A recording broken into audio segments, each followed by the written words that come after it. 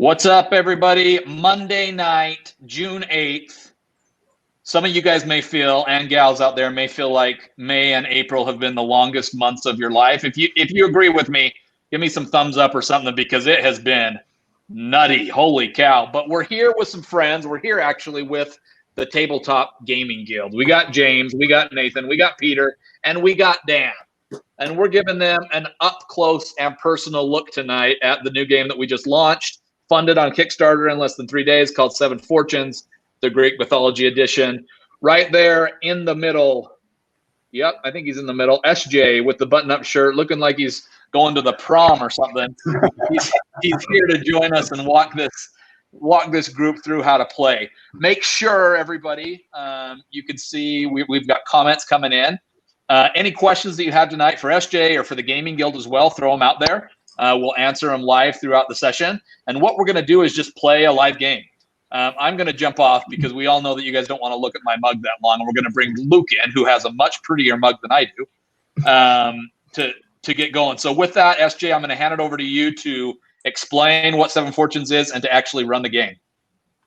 Thank you, Mark. Thank you so much for hosting tonight. Mark has been with us from day one. He's been critical to Seven Fortunes' success, and so grateful to have him. And we are so grateful to have Tabletop Gaming Guild tonight. Thank you so much, friends, for coming on and playing with us. Super excited. They've been really supportive, even before we launched on Kickstarter. I think James and I were, or all of them were, whoever I was interacting with. That was me. Yeah, they were definitely super supportive and looking forward and gave us a lot of validation and feedback even before we launched. So thank you so much, friends, for coming on and playing with us. And we're excited to play Seven Fortunes tonight. So Tabletop Gaming Guild is going to ask questions as we walk through. They're going to play with us, and then I'm going to kind of also speak out loud. I have Luke, my little brother, who's also been on Seven Fortunes in the beginning with me, and he's also going to help host this game with me and kind of talk about strategy and help kind of facilitate the board here. But I'm just going to give a short overview again. If you've seen some of our lives before, if you've seen Seven Fortunes played, great. You just learn some more of the strategy, and hopefully we see a really cool game tonight. One thing that we haven't streamed yet is a full 6-player game. We've seen some 3, some 4, so we're going to see a full 6-player game. It's going to go a little bit longer. Well, we'll see. These guys are gamers here. They might take Luke and I out quite quick, so we'll see. But usually, historically, in all of our beta testing, the 6-player games go a little bit longer, but it's cool because it's a full-player game. So just a short overview of Seven Fortunes Greek Mythology Edition. To start off a game, everybody will pick a champion from a pool of 35. Now, in our stretch goals right now on our Kickstarter, we had it going up to 40. We hope to get there. We hope to get you some more champions. But right now it's at 35. Greek heroes, champions, gods and goddesses, heroines, some of the greatest characters from Greek mythology. And they're absolutely fantastic characters. We love Greek mythology. And these champions, these characters have abilities that you can apply during the game. These unique abilities and strategies you will refer to throughout the game and use them to advance your game or hurt another player's game on your path to victory. After we pick a champion, every player will pick a champion. After that's done, every player will participate in a mini game called stacking. This game is a lot like blackjack, but instead of going to 21, you're going to 7. So everybody will receive a card and then hit, which means take cards, or stay, which means not take cards, trying to get as close to 7 without going over 7. If they go over 7, then they bust. They lose the wager. And if they get 7 or win against the other players, then they get the bank to match their wager. And the really cool thing about the stacking minigame is there's ways to win more money and more experience by getting the Olympus wins. Those are shown here. These are specific combinations of cards that you can get in this mini stacking game that can really, really stack that gold and hero points, give you some extra funds to spend in the next phase of the turn cycle. After everybody has participated in the mini game, we then move on to the action phase of a turn. Now, everybody will have the opportunity to have an action every single turn cycle, unless their champion ability says they have more than one action, or they have the unique item, the bows of Artemis and Apollo, which gives you the ability to steal someone's turn, and then therefore grants you 2 actions. So other than that, everybody will receive 1 action per turn, and that will go in the turn order that we will establish in just 1 second. After everybody has taken their action, and real quick about those actions. Things to do on your actions include dueling other players. Most likely you'll be buying items like the glories, these three here, the Hand of Midas, the 7 relics. The action phase is in main part to advance your own game towards the victory or hurt another person's game in their path to victory. And we'll see a lot more of that as we get to the action phase, but some really, really cool things that can happen there. Now, after the action phase, the ROA chip, which means the person who went first in the turn cycle, will move to the next player. So everybody will have an opportunity to go first in the action phase. And then we go back to the betting phase, and the turn cycle happens all over again. These turn cycles will happen again and again and again. You'll see several within a game until we get closer to somebody winning. Now, there's 3 ways to win 7 fortunes, and I'll go ahead and list those 3. The first way, and the most common way that people try to win, is to reach 150 victory points and then hold that count through a full cycle of turn, which means you got to hold it against all the other players and what they're going to try to do to stop you for the win. If you can do that, get the 150 and hold it, you win. The second way is if at any time, we'll go ahead and look at our Master of Olympus playboards here. If at any time these 7 relics, which are in the middle here, if at any time they are dispersed throughout the table, meaning that all 7 relics are in the game, whether in one person's possession or many people's possession, if they're in the game through a full turn cycle, at the end of that turn cycle, whoever has the most victory points wins. So another cool, unique strategy. And then also you've heard that 7 Fortunes is a battle arena game, which means there is elimination. It is harder to eliminate people, but it can be done. Now, the way to be eliminated in this game is if you at any time run out of drachmas, this currency here, your silver, your gold, or your bronze, if at any time you run out of drachmas and have no way to replenish those drachmas by the end of your turn, you're out of the game.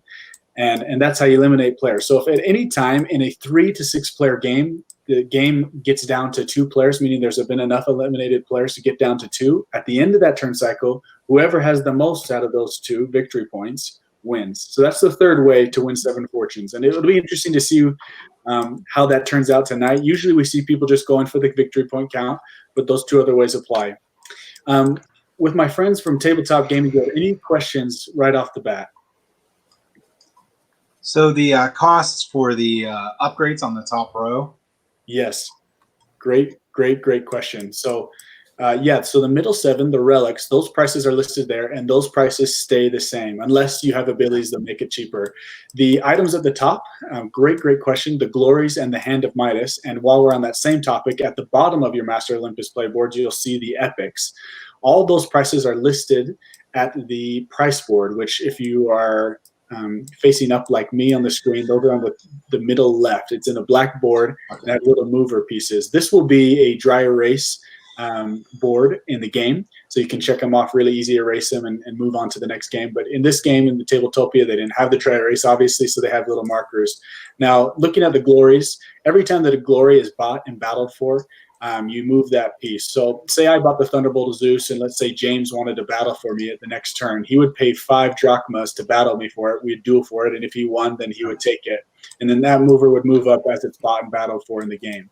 Every one of these items moves left to right, except the Hand of Midas. The Hand of Midas can be bought at any level available. So say, again, James has an incredible first round, and he wants to buy the Hand of Midas because the Hand of Midas gives him gold per turn. He would say, okay, I want to pay 10 for it. And then the next turn, if you zoom in on that little 15 there at the bottom, those little silver marks, that's the amount of gold he will receive per turn for having Midas in his possession. Now, that can be bought and battled for at any price still available.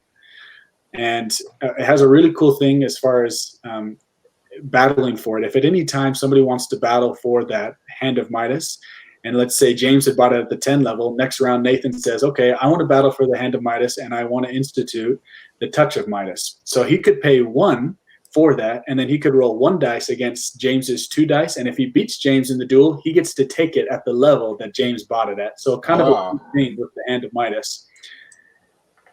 Any other questions? Great question about the prices there.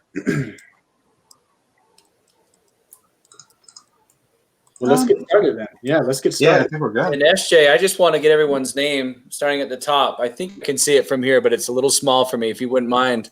I'm Luke, by the way. I'm the brother of that amazing creator, so I get to jump on by default. What's your guys' names at the top? So yeah, let's go ahead and have. Let's see, Peter, you're going to be the eagle, the yellow. You have your screen flipped around so you can see that well.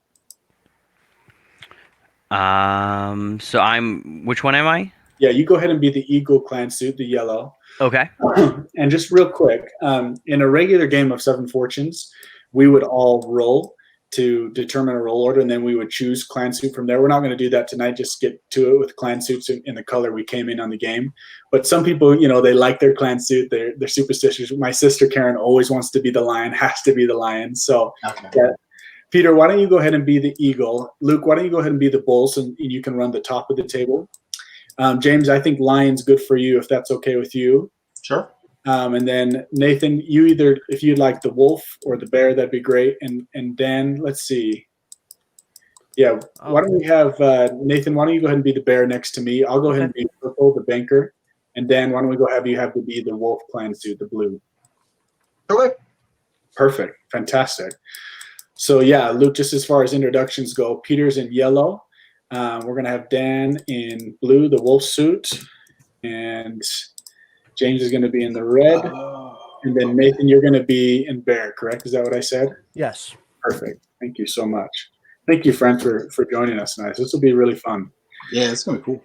Okay. Now we'll go ahead and roll, everybody. If you do that, you can pull your cursor over that and roll the dice. I got a 1.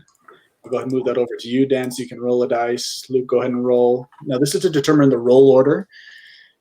And this will determine the order we pick champions in, and we participate in the stacking game. So Luke got a 5, another 5 there.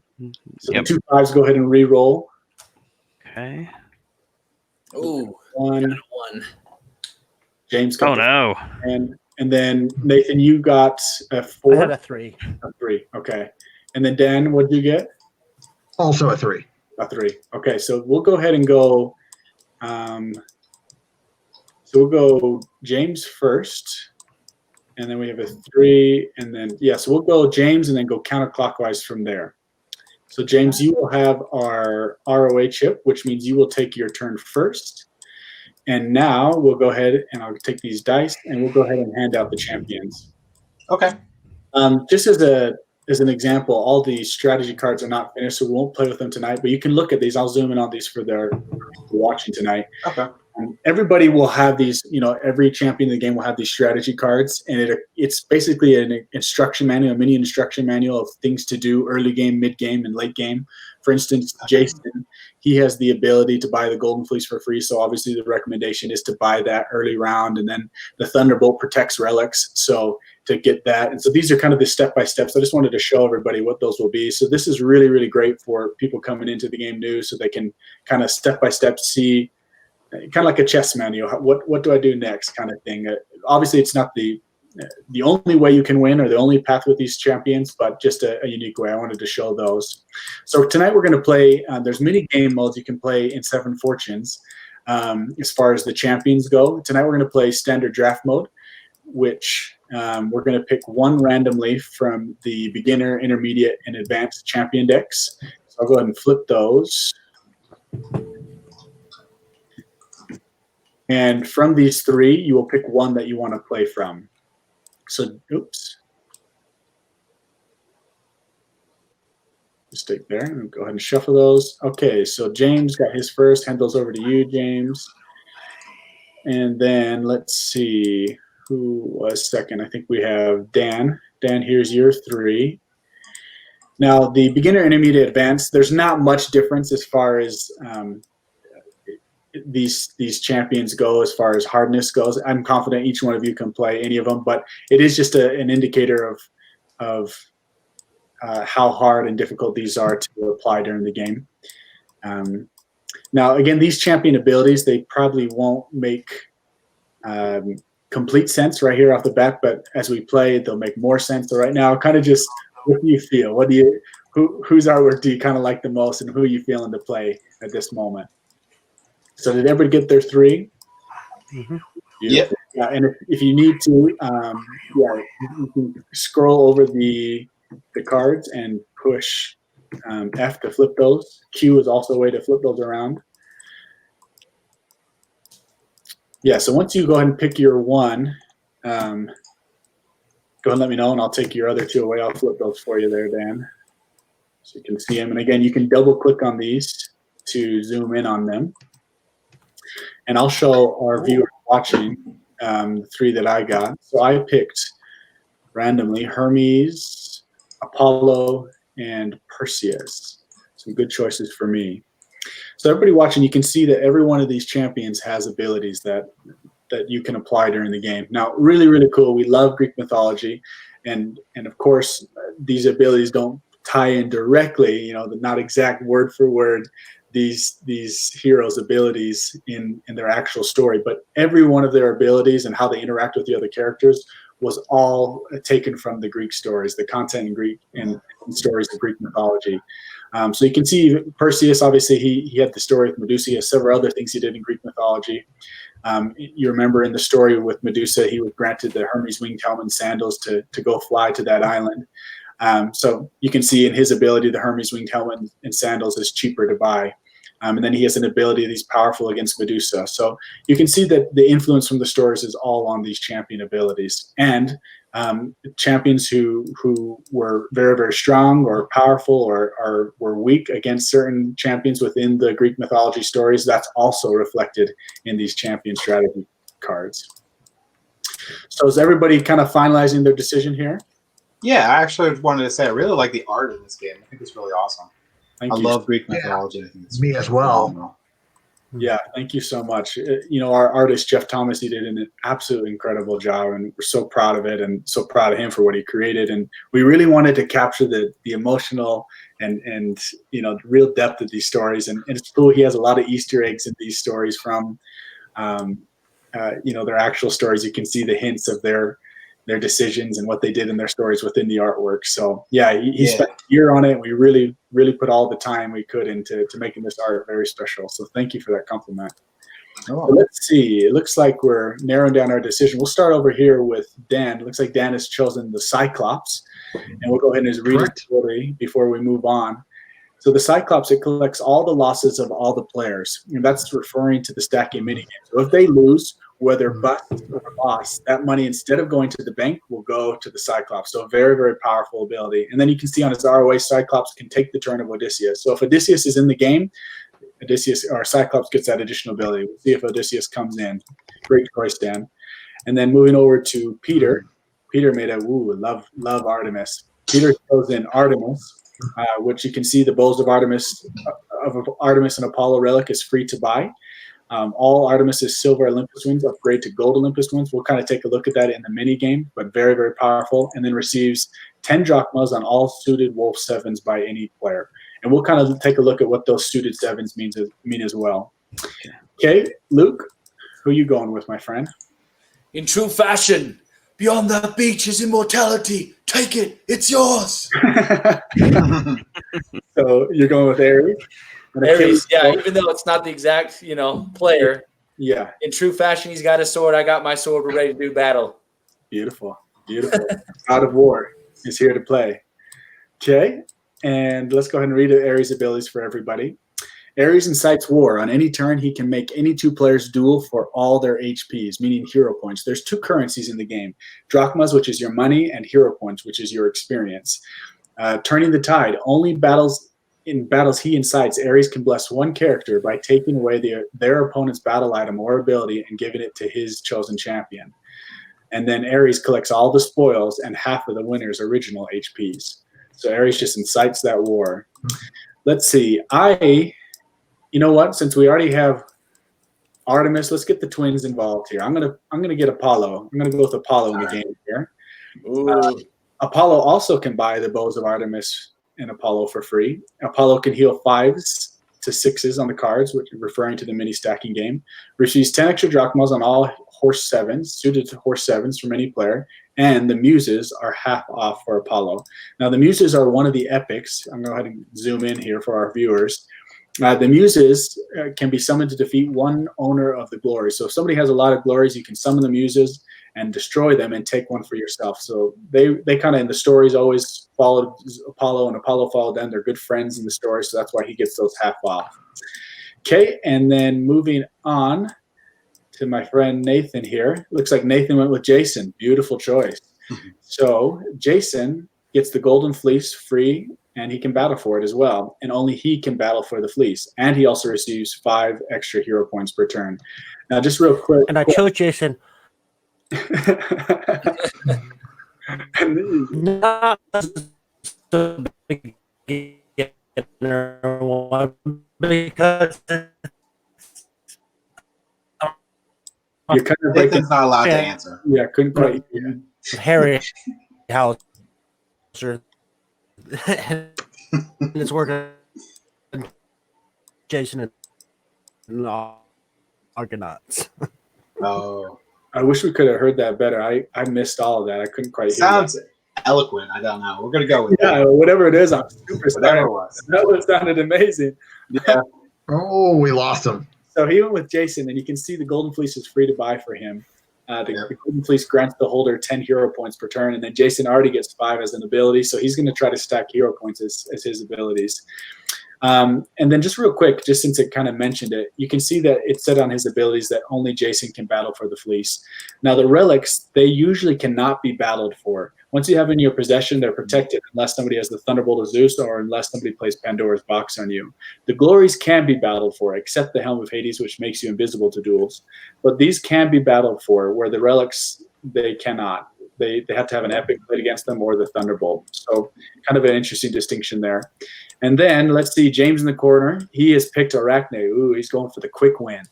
So Arachne, if Athena or the Aegis is in play, Arachne receives 5 hero points per turn. And Arachne weaves a beautiful web of HPs, hero points. If Arachne gets 50 hero points and she has to hold it through a full cycle of turns, then she wins. So we got to keep an eye on James. James is going for the quick blood. Yeah, and he took the fleece thing, so I don't know. I might have to try to grab that first. Yep, you got to nail it right on the head, James. Yeah, the fleece and the Aegis are what you want to go for quickly, and then you can really wrap it up. Yeah, we all got to work together, my friends, and watch James. No, don't worry about me. I'm just. My money's on Dan with Cyclops over there in the corner, getting all those busts. Now, Cyclops, that was a really smart pick in a 6-player game because there could potentially be a lot of busts. Yeah, he's good. I was thinking it was going to be okay. You're not right, my friend. That was fantastic.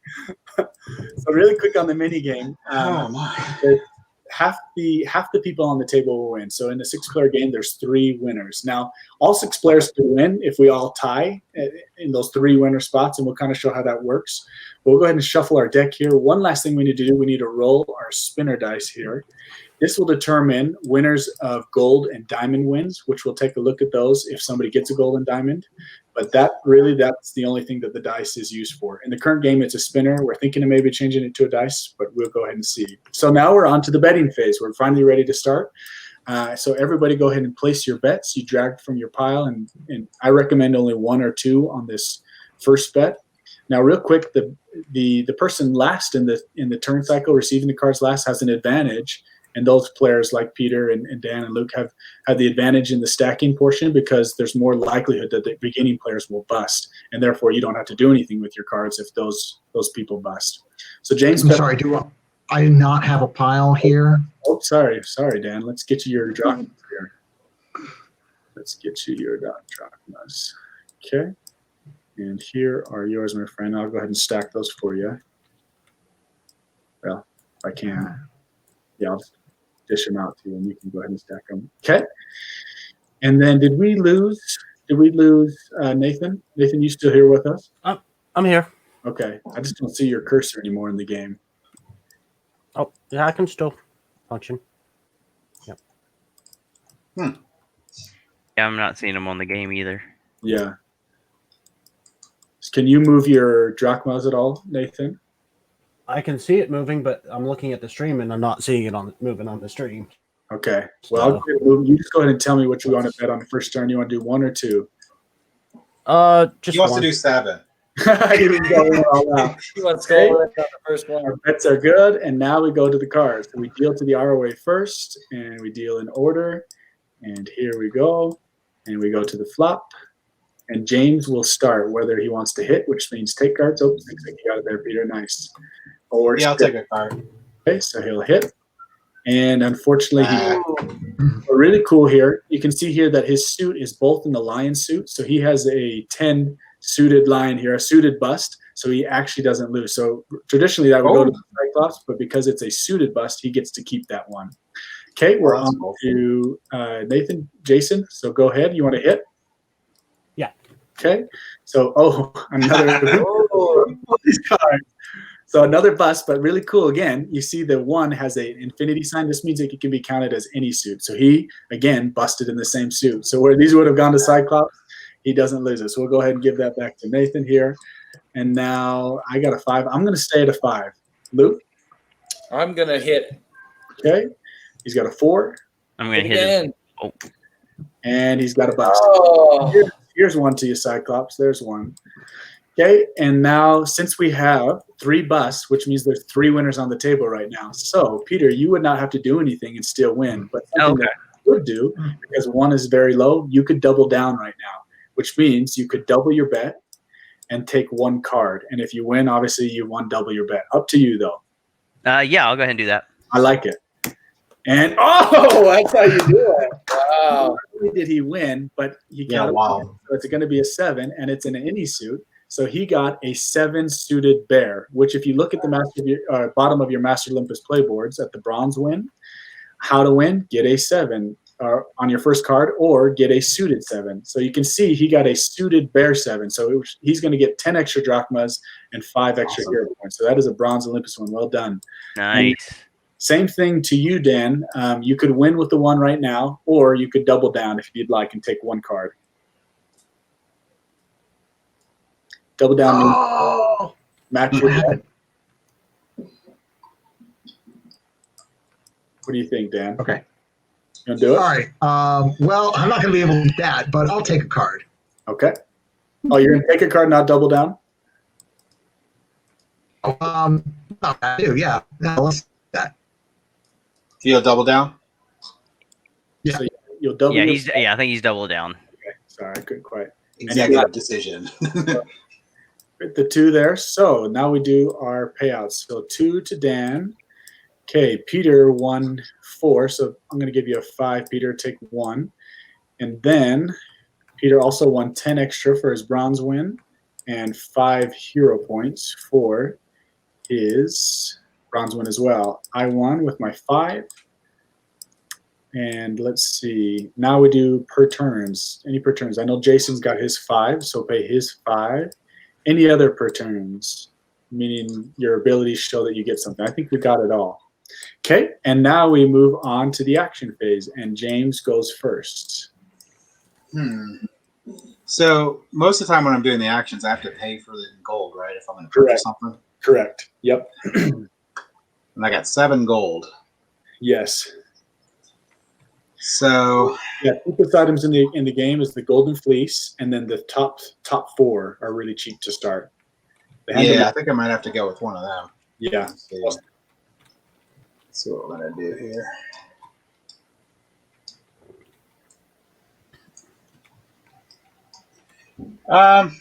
The trident of that's pretty expensive. The trident Poseidon. If I do the first level, that's 5 money, right? Yeah. I think that's a great decision and a really cool thing in a 6-player game. I'll go ahead and zoom in so everybody can see. I get paid too. With that one, right? If you play it, yeah. So the relics all have a stay ability, which means in your possession ability.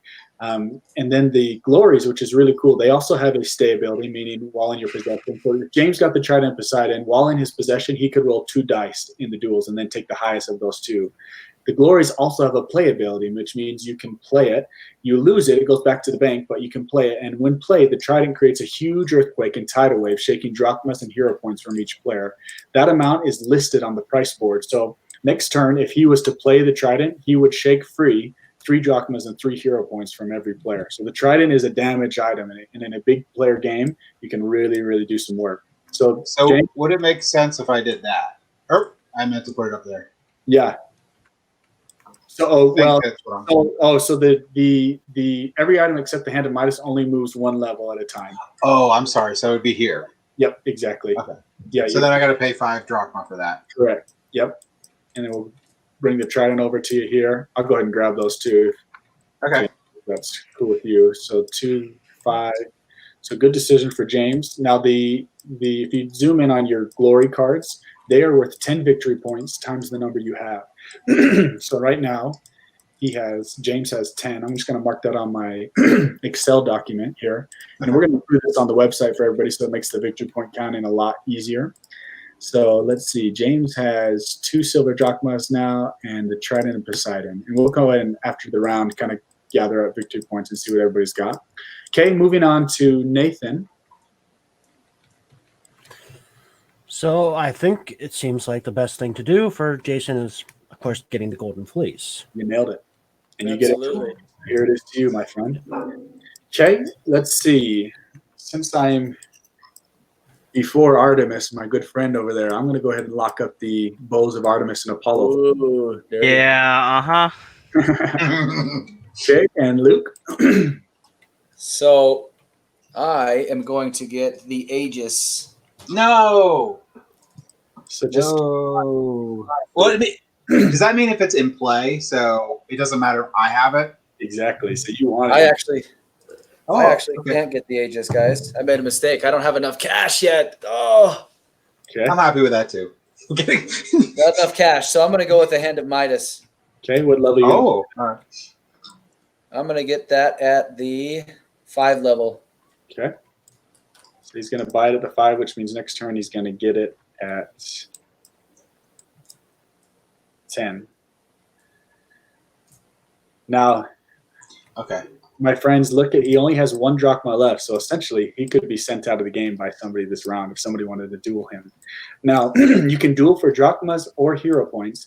Drachmas, you can only duel up to 2 drachmas. Hero points, you can duel as many as you and they have. So it could be battles for 40 or 50 hero points. But drachmas, you can only duel up to 2.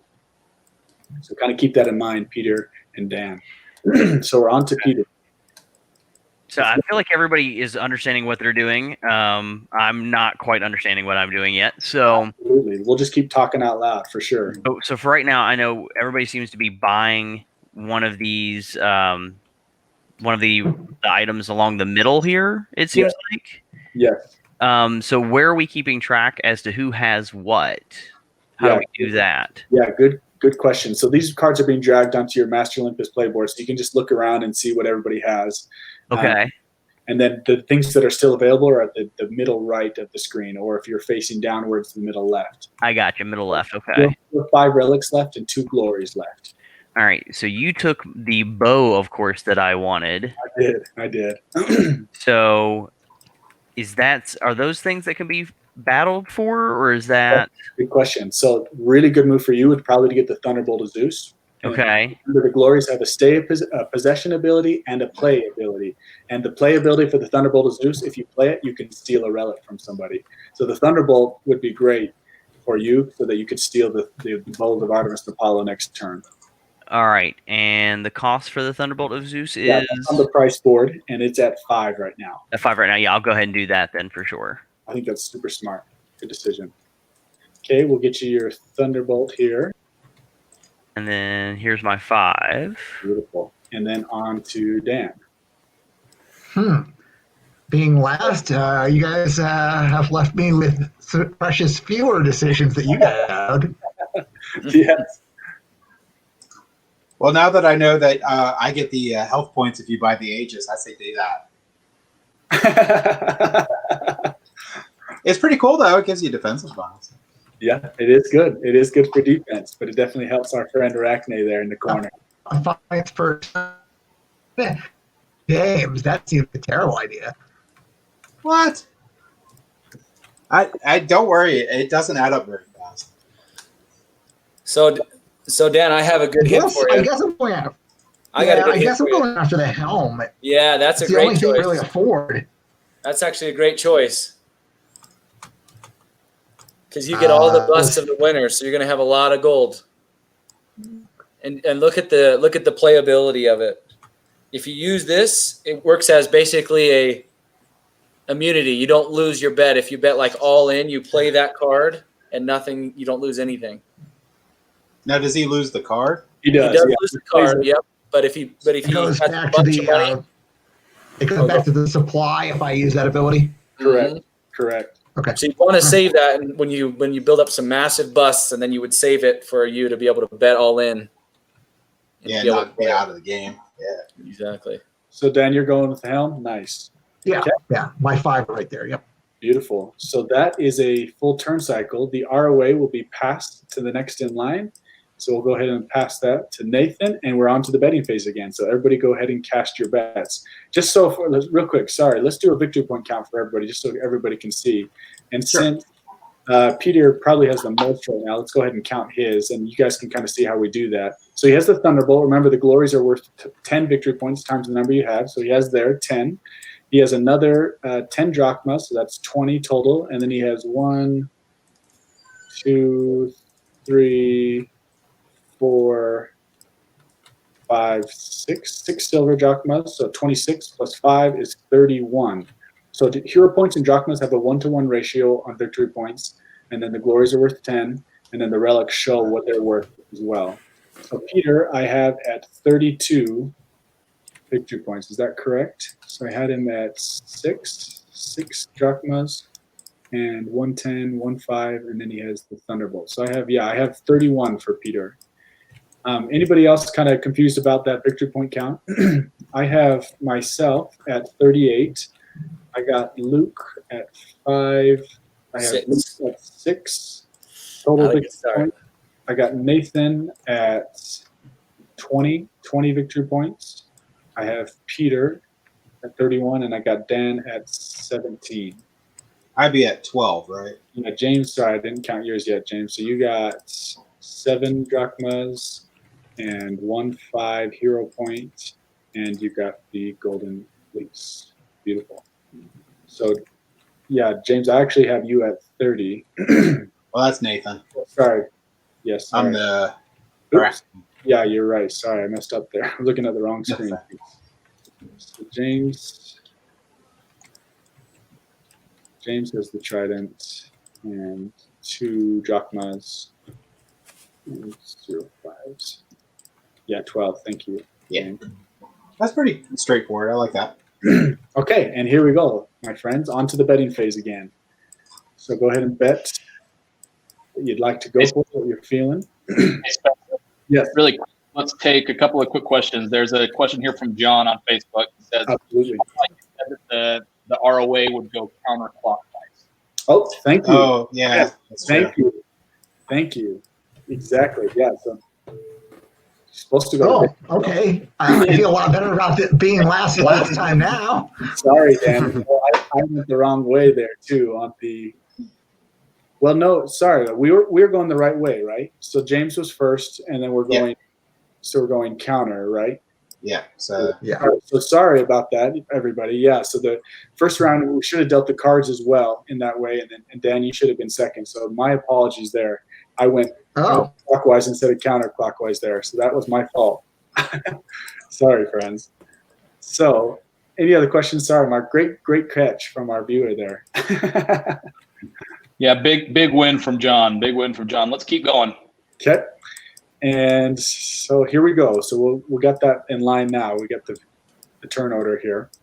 So Dilt out there, and you can go ahead and flip. You can kind of put your cursor over if you'd like and push F to flip those. So Dan, you got a 3. Want to hit?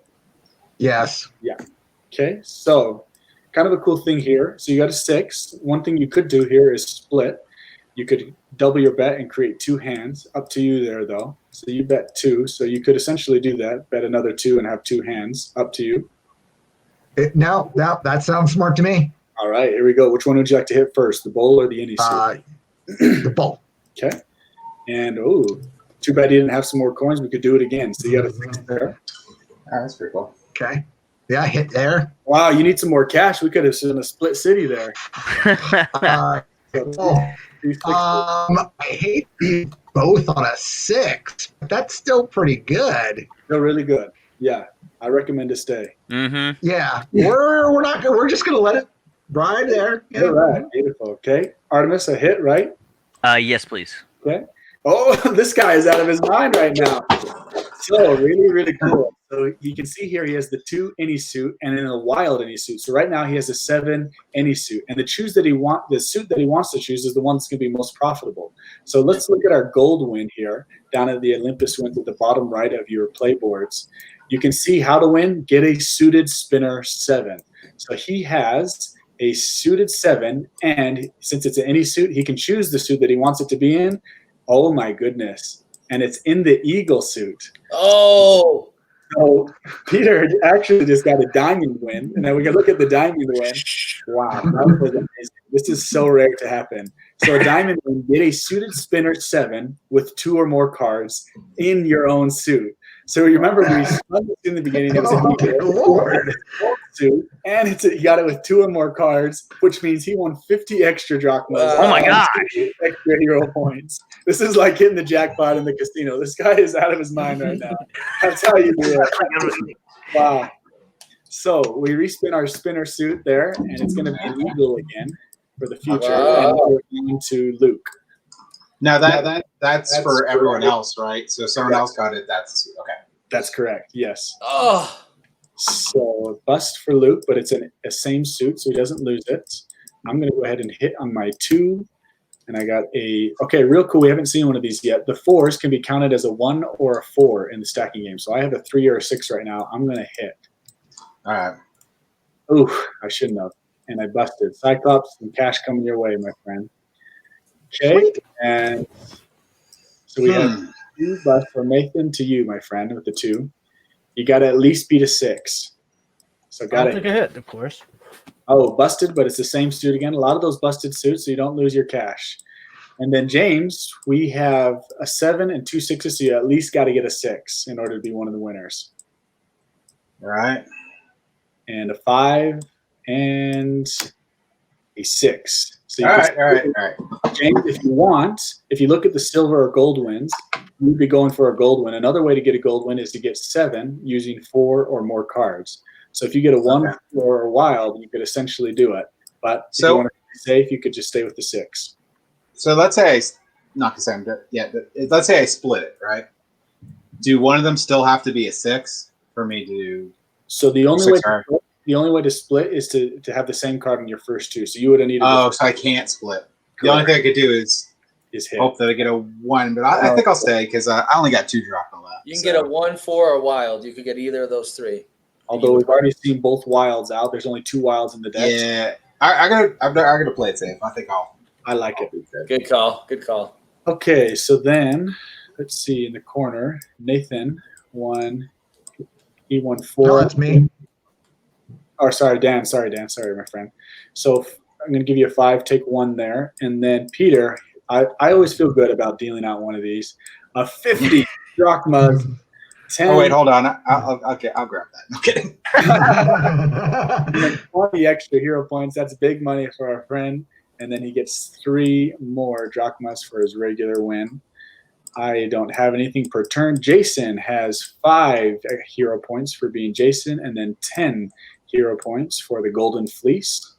And then am I missing anything else on per turns? I don't believe so. Okay. And I'm glad we got our roll order figured out here because Dan is up. So kind of a thing to maybe keep an eye on, Dan, is the Trojan Horse. You look at one of your epics because somebody in the game just had a diamond win. The Trojan Horse, when played, the horse can steal half of a player's drachmas. The only thing that can stop the horse is if the victim rolls a 6. So if you wanted to play the Trojan Horse, that price is listed on the price board. The first price is 10. So you could have a healthy return on investment there if you played it against our friend Peter. Okay. That sounds like an okay plan for sure. Yes. He also racked in a lot of hero points. Is there any way I can possibly steal those from him? So the only way to steal them, there's a couple ways. The one way is to duel. You could duel him, but you don't have any hero points, so you couldn't duel him. And the other way, you could play the Sirens Epic. The Sirens Epic, if I'll go ahead and zoom on this for our viewers, the Sirens lure travelers to sea into disaster. When played, the Sirens steal up to 10 hero points and forces the player to bet half their drachmas. If the victim wins the hand, they must give all their winnings to you. but the amount that they bet is safe. So another thing you could do, you could steal 10 of his hero points if you played the Sirens, and then he would have to put half his cash out right now to bet on the next round of hands, which would be great for you as Cyclops, because if he loses, either way it goes to you, right? If he wins, it goes to you. Yeah, this sounds a lot better. What's that one worth? Yeah. 10? 10 of his I guess I've got that. Okay. I like it. I think that's a great play. So I'm going to have to break up this 50 for you here, Peter. Okay, well, it puts me down to 1, but there it is. Bold play. It's a bold play.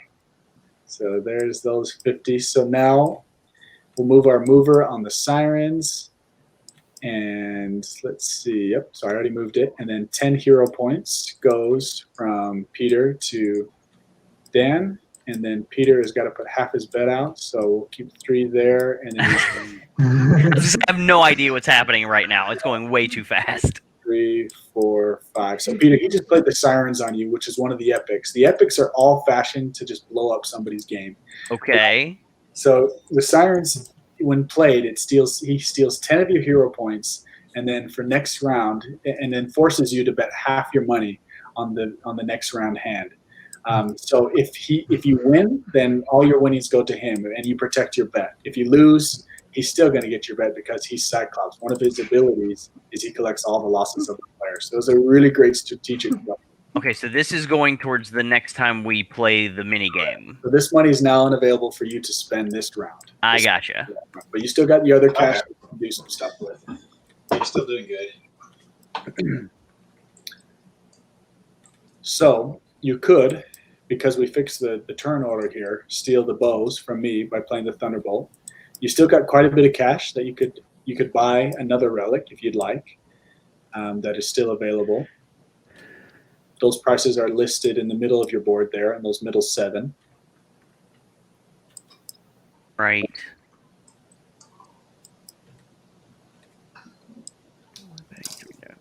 Where I can roll 1 die and multiply. Or HP, they can steal from the player. And while he's thinking, SJ, I got my 10 from the bank because I have the Hand of Midas. So that's why I have this 10 here. Yeah, thanks for getting that per turn. Just so no one thinks I snuck one out of the bag there. Does the trident work per turn, or just when I actually use it? Just when you play it. Okay, that's figured. So I'm looking at which one are these. So I can only purchase the ones that are currently available over here on the left. Correct. I'm going to go ahead and pick up the lion skin. Oh, yeah. Wow. Oh, that's a good play. So you did something really, really smart, Peter, in that you have the Thunderbolt. The only thing the lion skin is weak against is the Thunderbolt. So you not only have the most powerful relic in the game, you also have the only thing that protects the Nemean lion skin. So I think that's super smart, and you protect yourself against any epics being played against you here in the future. So I think that's super smart. So I'll take 30 here. Yep. Good decision, Peter. Okay, to you, Luke. Okay. And Peter, you're still going to be – something's going to happen to you even though you have the skin here. That's all right. Go for it. So because I'm Ares, I'm going to incite war. I'm going to make Peter battle Jason. Jason, yep. For hero points. Okay. I want to put you all in at 15 versus his 15. Oh, wow. Wow. Oh, so yeah, that'll leave Nathan with 5 still, but yeah, so he's putting Peter all in for a 15 to 15 hero point.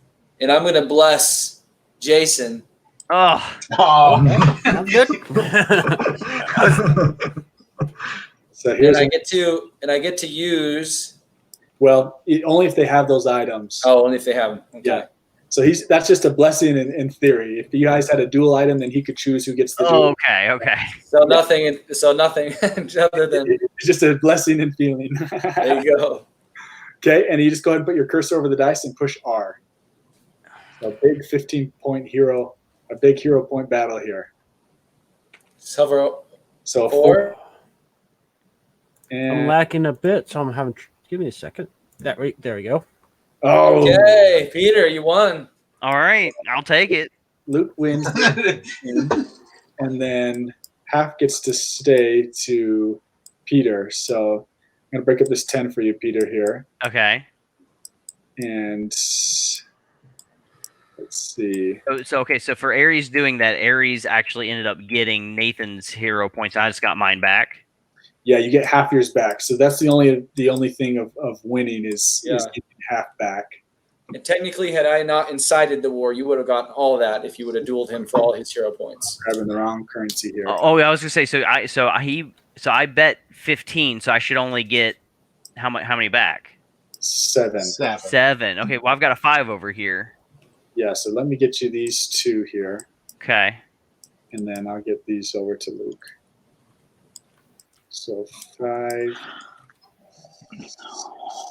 While old SJ is doing some banking there, he never was very good at math, so watch him carefully. I gotta pull up a couple of cool comments. So Jeff, I can't tell exactly what he's talking about. He says, "Wow, Ares is I'm going with stud or king. I don't know. We'll stick with one of those, just to keep it G-rated." Brian Fisher is asking, "Hey Brian, what's up?" Is asking, so what's the blessing? Can you give us another scenario, Spencer, Absolutely. where a blessing would work? Let's say Ares, Luke, had chosen Arachne and Artemis to battle there. Because Arachne has the trident, James has the trident right now, he could choose who he wanted to have the trident in the battle. So, for instance, if he wanted the hero point battle to happen, but he didn't want James to win, then he would give the trident just in this battle to Artemis to win that battle. So that the person he's hurting most is James in that instance. So that's an example of using the blessing of Ares. Awesome. Okay, let's keep going. Okay. I, as Apollo, with the bolts of Artemis and Apollo, you got to say whose turn you're gonna steal before they take it. So I'm really worried about my friend James there in the corner, so I'm gonna steal his action this turn. Sorry, James. Oof. Oh, So with my first turn, I'm gonna do something fun here, and Luke, I'm gonna battle you for the Hand of Midas, and I'm gonna pay 1, and I'm gonna institute the Touch of Midas. I'm gonna duel 1 dice against your 2, and I'm gonna try to take it at your level. Awesome. Good luck, my friend. I need a 6 right here, everybody. And just to clarify real quick, SJ. Yep. These red ones I got for what reason? That was from Peter. You got half his winnings. Right. I got all of Jason's and half of Peter's. Yep. Nice. Okay. Cool. Ah. Right. So I got a 1. So that's pretty much an automatic victory. So nothing. 5 and 5. That's how we do it. Oh man. Tough. Okay. And Nathan. So nothing happens to me, guys. I think Nathan might have just dropped out. Okay. So let's see. He's got some hero points, and he's got 7 drachmas. Let's see. What can he do? So the Helm of Hades was bought, right? So in this instance, where Nathan doesn't really have a dueling item, so he's pretty freaked out of dueling anybody for hero points because it's just a 1-on-1 dice. There's no assurance that he can win. And then as far as cash goes, there's nothing readily for him to buy that's at his price level that's safe. So in this instance, Nathan would probably just give up his turn, just skip it. So let's move on to James, and I stole James's turn. And since I don't have anything that I feel safe about either, I'm just going to pass that turn as well. Sorry, James. And we move the ROA to Peter, and we're on to the betting phase again. So Peter has already made his massive bet. Yeah, my massive bet here. Lure it into the sea. Oh my gosh. And we're on to our bets. Let's go ahead and bet 1 for Nathan. Nathan, you still can't hear us? I can hear you now. I can't see, so if 1's good, yeah. 1 or 2? Okay. Got 1 there. Everybody ready? And here we go. Oh my gosh. And to the flip. Okay. And Peter, you're up first, my friend. So you have a decision to make. Yeah. Gosh, 6 is super high. I think I gotta stay. Yeah, well said. Luke got a 4. Remember, 4 is going to be counted as a 1 or a 4. I'm gonna hit. Okay, and another 4. Yes. Mm. Here's I'm gonna hit. we forgot to give Ares his free bets for having the hand of Midas. So where we've seen that you have to use your money to do these double downs and splits, with the free bets you can do that for free. So he's going to do that, split his hand, and now because he bet big, this is where you can really stack the gold. Which one do you want to hit first, Luke? This one right here. Okay. He's got a Nice. 2, 5, Keep going. and he's got now this is really cool. So he's got a 6 or a 3 right now. Luke's going to go for a silver or gold win. And to get a silver win, you have to stay under 7 using 4 or more cards. To get a gold win, one of the ways you can do is to get a 7 with 4 or more cards. So since he's got really low cards and at 3 on his count, he's going to go for it. Right, Luke? Absolutely. And he got it. So he got a gold win. Yep, got a gold win. Got 7 with 4 or more 4 cards. more cards. Extra. So now he's got another hand to play with. Let's see what he can work in here. And the flip. And a bust there. So nothing but a good win for him on the 7. So I'll go ahead and hit. I got a 4. And I got a 7. And you can see it's all suited in the bull suit. So I got a bronze win, which you can see get a suited 7. So that's 10 extra drachmas, 5 extra hero points for me. So Nathan, to you, you got a 3. You at least got to get a 6. Yep, hit. Okay. And a bust. It's a suited bust, so you don't lose your 1. Ooh, lucky. James, got at least get Yeah. got a 3. Okay. Oh, here we go. Here comes another silver. Now, can I split that or no? Oh, only I on probably don't want to. Go ahead. and got it. Oh, that's good. Oh man. Another gold win this round. A 7, Dang. 4 or more cards. So Dan is up. Got to at least get. Did I earn no money? Well, This is crazy. So at least you will get Peter's. No, you're gonna get all mine, man. All right. So, oh, that's how we do it. Another bronze win. A suited 7. Hey, shooting 7. I'll stay with that. That's well, good enough. That's how you do Oh, it. my. So yeah, 6 lost because there's 7s. So all Peter's cash goes exactly to Dan in the corner. And then let's do some payouts here. So Luke won 11, plus he got a gold win, which is 25 extra drachmas and 10 hero points. We need to get a Hey, big count for Well, everybody. while you're counting, SJ, I mean, we might just call out Peter is not happy right now because he No, played it. not- I he am not played it happy really at safe. all. I mean, this guy got a 6. For heaven's sakes, Yeah. both any day of the week you're going to win, Yep. and yet somehow he didn't pull it off. SJ, answer for us. Question from John here. So Yep. if a player gets a win and a loss on a split, does that count as an overall win or as a loss for the purpose of counting 3 wins versus 3 losses? Really, really great question. And that would just determine on the card. So since one of Luke's was a 7, couple things. So if it's basically counted as 2 hands now, and it's now another player on the table. So say Luke got 2 7s, Peter would have automatically been on that 6. But Peter, in theory, wasn't out on that 6 until James got his 7. Right. That became the 3rd winner. And then because Dan got a 7, he also was part of that 3-winner tribe. So that's kind of how that works. That's how a split works on that. But if both of those are in the top winner bracket on the splits, then he could win on both of them. If that answers that question, John. Great question. So then Jason gets his 10 hero points and 5 hero points for being Jason. And then moving on to our friend Arachne in the corner, James, he gets 25 or 26 because he bet 1. 26 in gold, and then he gets 10 hero points for the gold win, and then a bronze win there in the corner so he gets the 1 and then 10 drachmas and then 5 hero points. So let's get a victory point count for everybody here, just because we had some big wins here. And I just received, I gave myself too much cash there. I just got the bronze win.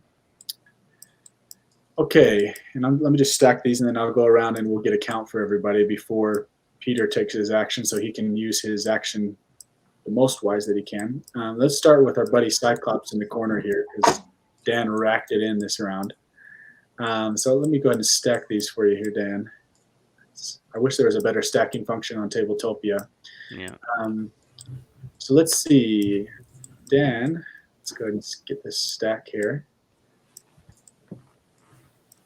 So Dan has 4 10s in the drachmas.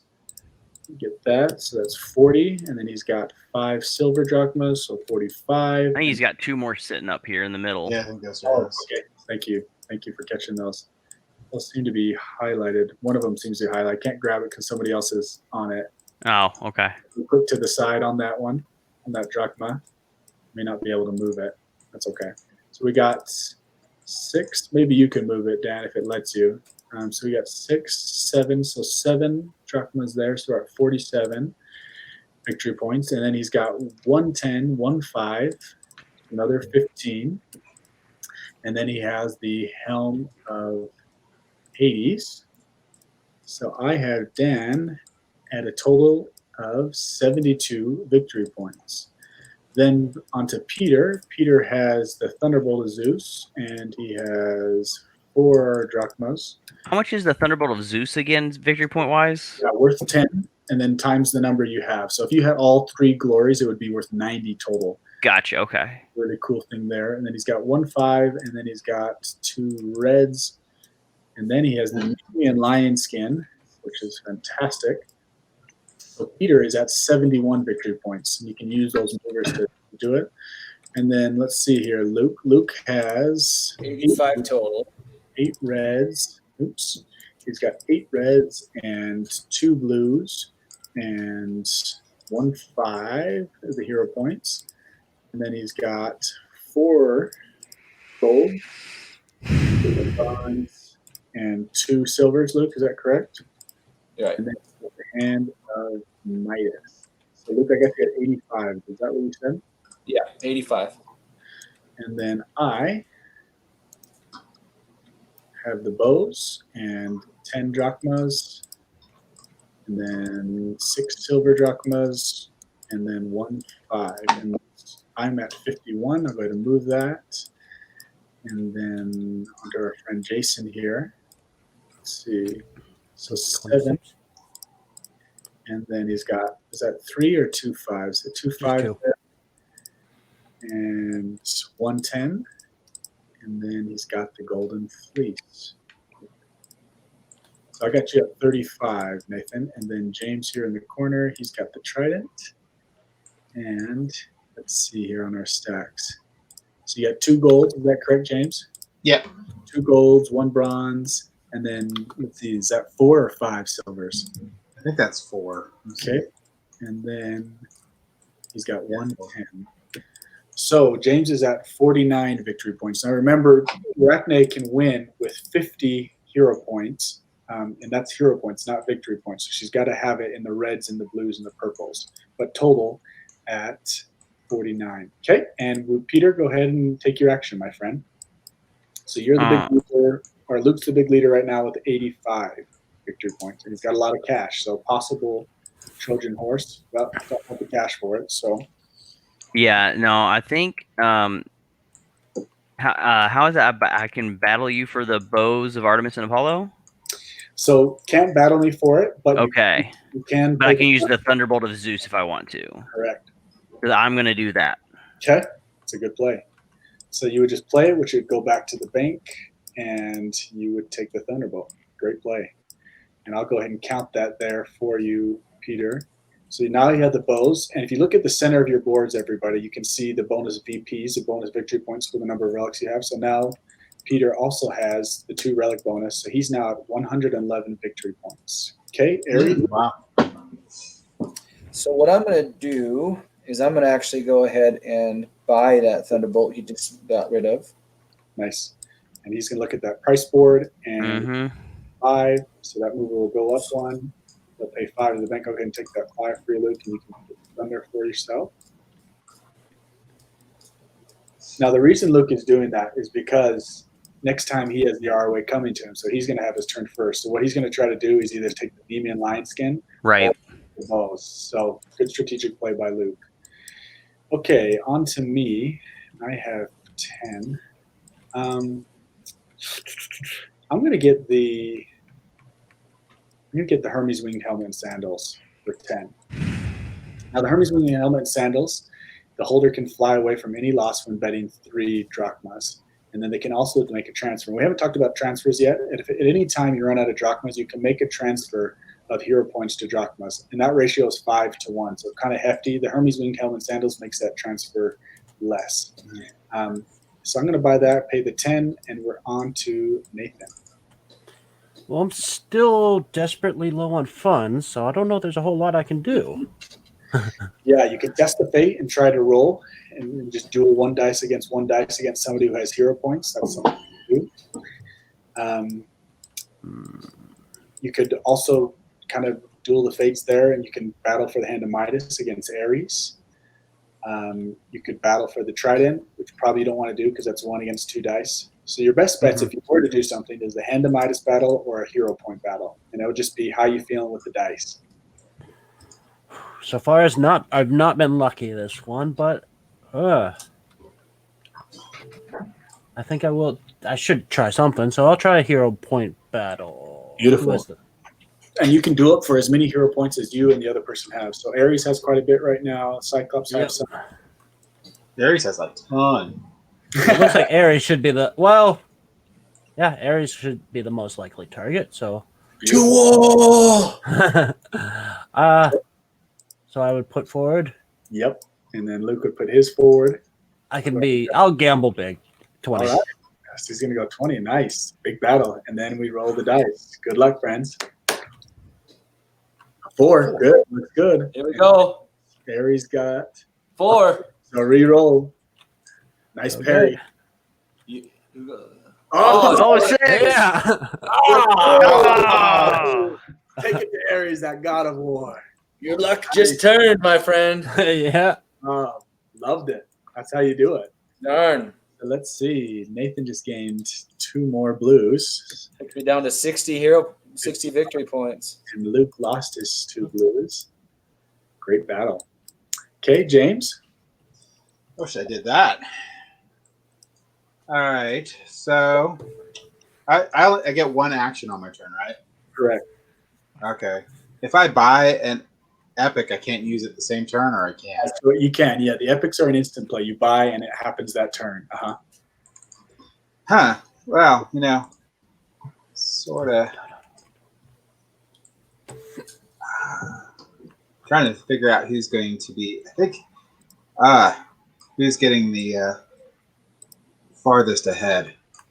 Yep. Because I definitely think I'm getting Pandora's Box. So Pandora's Box, yeah, it can take out a relic and puts it back in play, and then it gives you a lot of hero points. So that's very, very wise for you as far as hero points goes.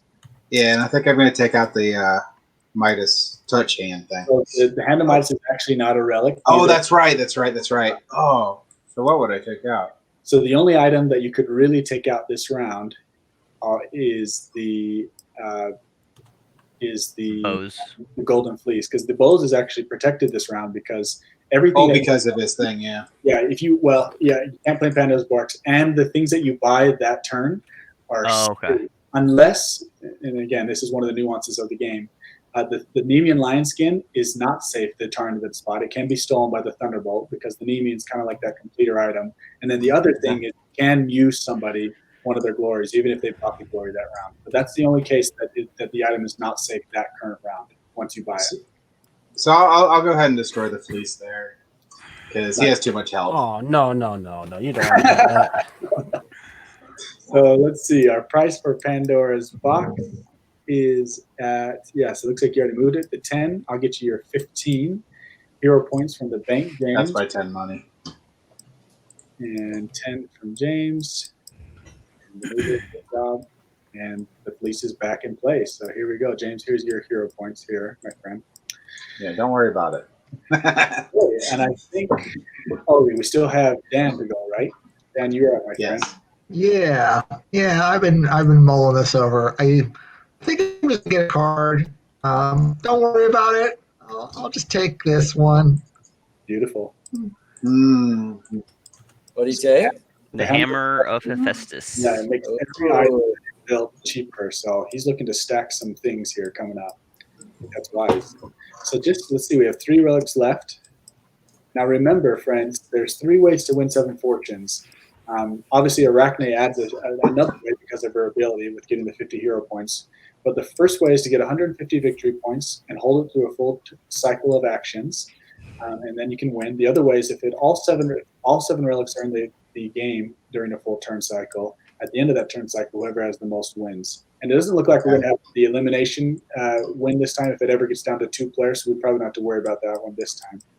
Okay, and the ROA moves to Luke, and we cast our bets. I need some cash here. I'm going to try to press a little bit.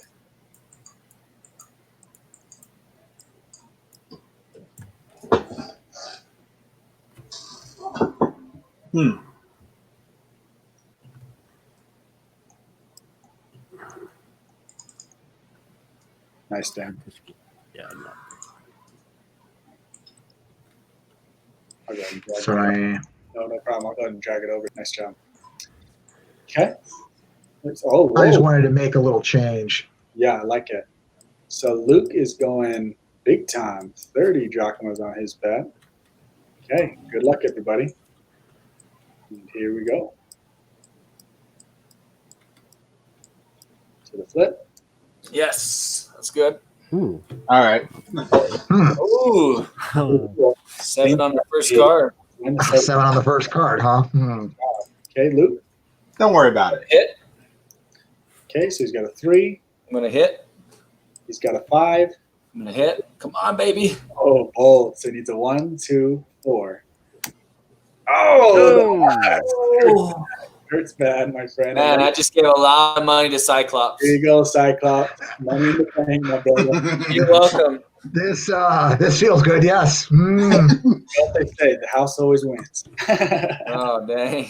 So I'm going to hit as well. That hurts bad. Sorry, Luke. And a 6. I'm going to stay to 6. Jason, you got a 5. do I risk it? There is a 7 on the table. There's a 7, so I better do it. Good luck. Seems silly, but oh, Here's some more cash. Cyclops just really in the dough. Okay, James is obviously going to stay at his 7. His bronze. Yep, I'm good. Okay, Dan. Obviously, we'll probably hit. Yeah, I'm going to hit on a 1, yeah. Okay. You wanna Okay, yeah, no, I'll take one more. Or no, I can split. Yeah, no, let's do that. do it. Which one do you want to hit first? Do the 1. Okay. So you got a 2 or a 5. Right. Because a 4 can be counted as a 1 or 2, so good hit. Like, Yeah, give me another one on that pile. okay, so right now it is at a 5. So you could get a 1 or a 2 to get a gold or a silver. Yeah, one more. Okay, good luck, my friend. Mhm. Oh, the bust on that one. And then here Okay. this one. Yep. So 3 Yep. and 5 in the same position. Up to- 5. Yeah, no, I'll take it. come on. Got it. Gold win. Gold Olympus win. 25 extra drachmas and 10 hero points. That's how you do it. So let's see. We got So I did lose that 5. on this 7. You at thing. least need a 6, Peter. So 3. You got 5, so you got to hit because he at least Yeah, needs 6. yeah. Go ahead and do it up. Good luck, my friend. And he got it. A silver. Nice. Oh, wow. 15 extra drachmas and 5 extra hero points. So let's get our payouts here. So Luke, here's your 10 for the Hand of Midas. I won with Peter with the 6, so I got 3 there. Jason has just 5 now because he lost the Golden Fleece. Our buddy James, did you bet 4, James? Yeah. I'll take 1 from you, and then I'll give you a 10 and 5 for your bronze win. And then Dan has got 5, and then he's got 25. 1, 2, and 5, and 10 more. Oh my gosh, all the gold ones. Oh, Damn. man. And Peter 2, and 15, and 5 hero points. All right. Okay, let's get a victory point count because I think we got some people really close here, especially our buddy in the corner, Dan. Oh no, and I think he just went off the game. Went offline. Yeah, what a car. I'm sorry, Tabletopia just kicked me off. I'm back. We've got to stack these for you, Dan, so we can get a quick count here. Yep. Thank you. Yeah, absolutely. Yeah, he does have a lot. He could just give me 20 health. Oh, did I give you health instead of gold? No, I'm good. I'm good. Okay. 10, So 20, let's see. 5, He wants it because he's Arachne. Yeah. Yeah, I see. So He's trying to spin you in his web of lies. 7 gold versus That's how it works. That's how it does it. 15. And then let's see, we got one on top there. So 8 silver. What can I do? And then he's got 2 blues. And he's got 1 purple. And then he's got the Hammer of Hades. And then he's got the Hammer of Hephaestus. So our buddy Dan is at 143 victory points. Oof. Ooh, close. Peter So you could- still has the throws and the hammer, and then he's got 6 silver drachmas, and he's got 1 bronze and 1 gold, and then he's got 1 5. Oh man. I have Peter at 118. Let's see, Luke, you got is that two golds? And then, yeah, that was a big loss for you, brother. That hurt bad. Hurt bad. Hurt bad, man. Feels bad. And then 1 5. You got the hand and the thunderbolt. So I got you at 45. SJ, let's see what we got here. So I got 6 and 3. So I got 9. I'm kind of the big loser this game. It's tough. And then if the Hermes been coming, I got 44. And then our buddy Jason, which is Nathan, he's I got think 3 49. 3. And then he's lost those 2. And he's got 4. So I got you. Oh, yeah, you have the trident. Oops, I'm doing James's instead. Keep mixing that up. So 4, and then 3 and 3. And you lost the golden fleece. So Nathan, yep, you nailed it. 49. Beautiful. And then James, my friend. Mhm. Let's see, you got 4 silvers, is that right? Yeah, 4 silvers. 2 golds, and then 2 bronzes, and then he's got 2 blues and 2 purples. So I got you at 64. Is that right, James? Yeah, 63 actually. I only had 3 drachma. I see, 63. Okay. All right, and let's do this thing. Okay, so Luke, you're up. What to do? I think I'm gonna side a war here. Yeah, remember our friend Dan has got 143. He could win it this round. No, don't worry about it. Dan's Jason, right? No, Dan is Cyclops. Oh, Cyclops. that's Yeah. right. That's right. I get lost in the corner there. I'm gonna incite a war between Dan, Cyclops, and Jason, Beautiful. and I'm gonna put Dan in for all he's worth. So, So 25, So I Yeah. did 20. So that you could actually win now with this. and I'm gonna there's no abilities to trade, though. abilities here. Okay. Nonetheless, Jason, you got my witches here. My blessing. To war, Jason. Good luck. Okay. All right. Come You on. ready for this, Nathan? Yeah. All Oh, right. he'll lose half his health. Have to fade into his own hand Yeah. for his victory. Oh, that's the one. That was a great. Wow. Ooh. So 25 more to Jason. Beautiful. Oh my goodness. Doesn't Aries steal some of that? Oh, yep. Sorry. Very well said. So 25 goes to there, and then so 25 goes, so 13. I'll split this up here. Thank you for paying tribute to the god of war. Come again. I'd rather not. I know, right? So there could be other 13 there, my friend. And 12 stays with Jason. Okay, For me. I am up. I'm in a tough spot this game. What to do?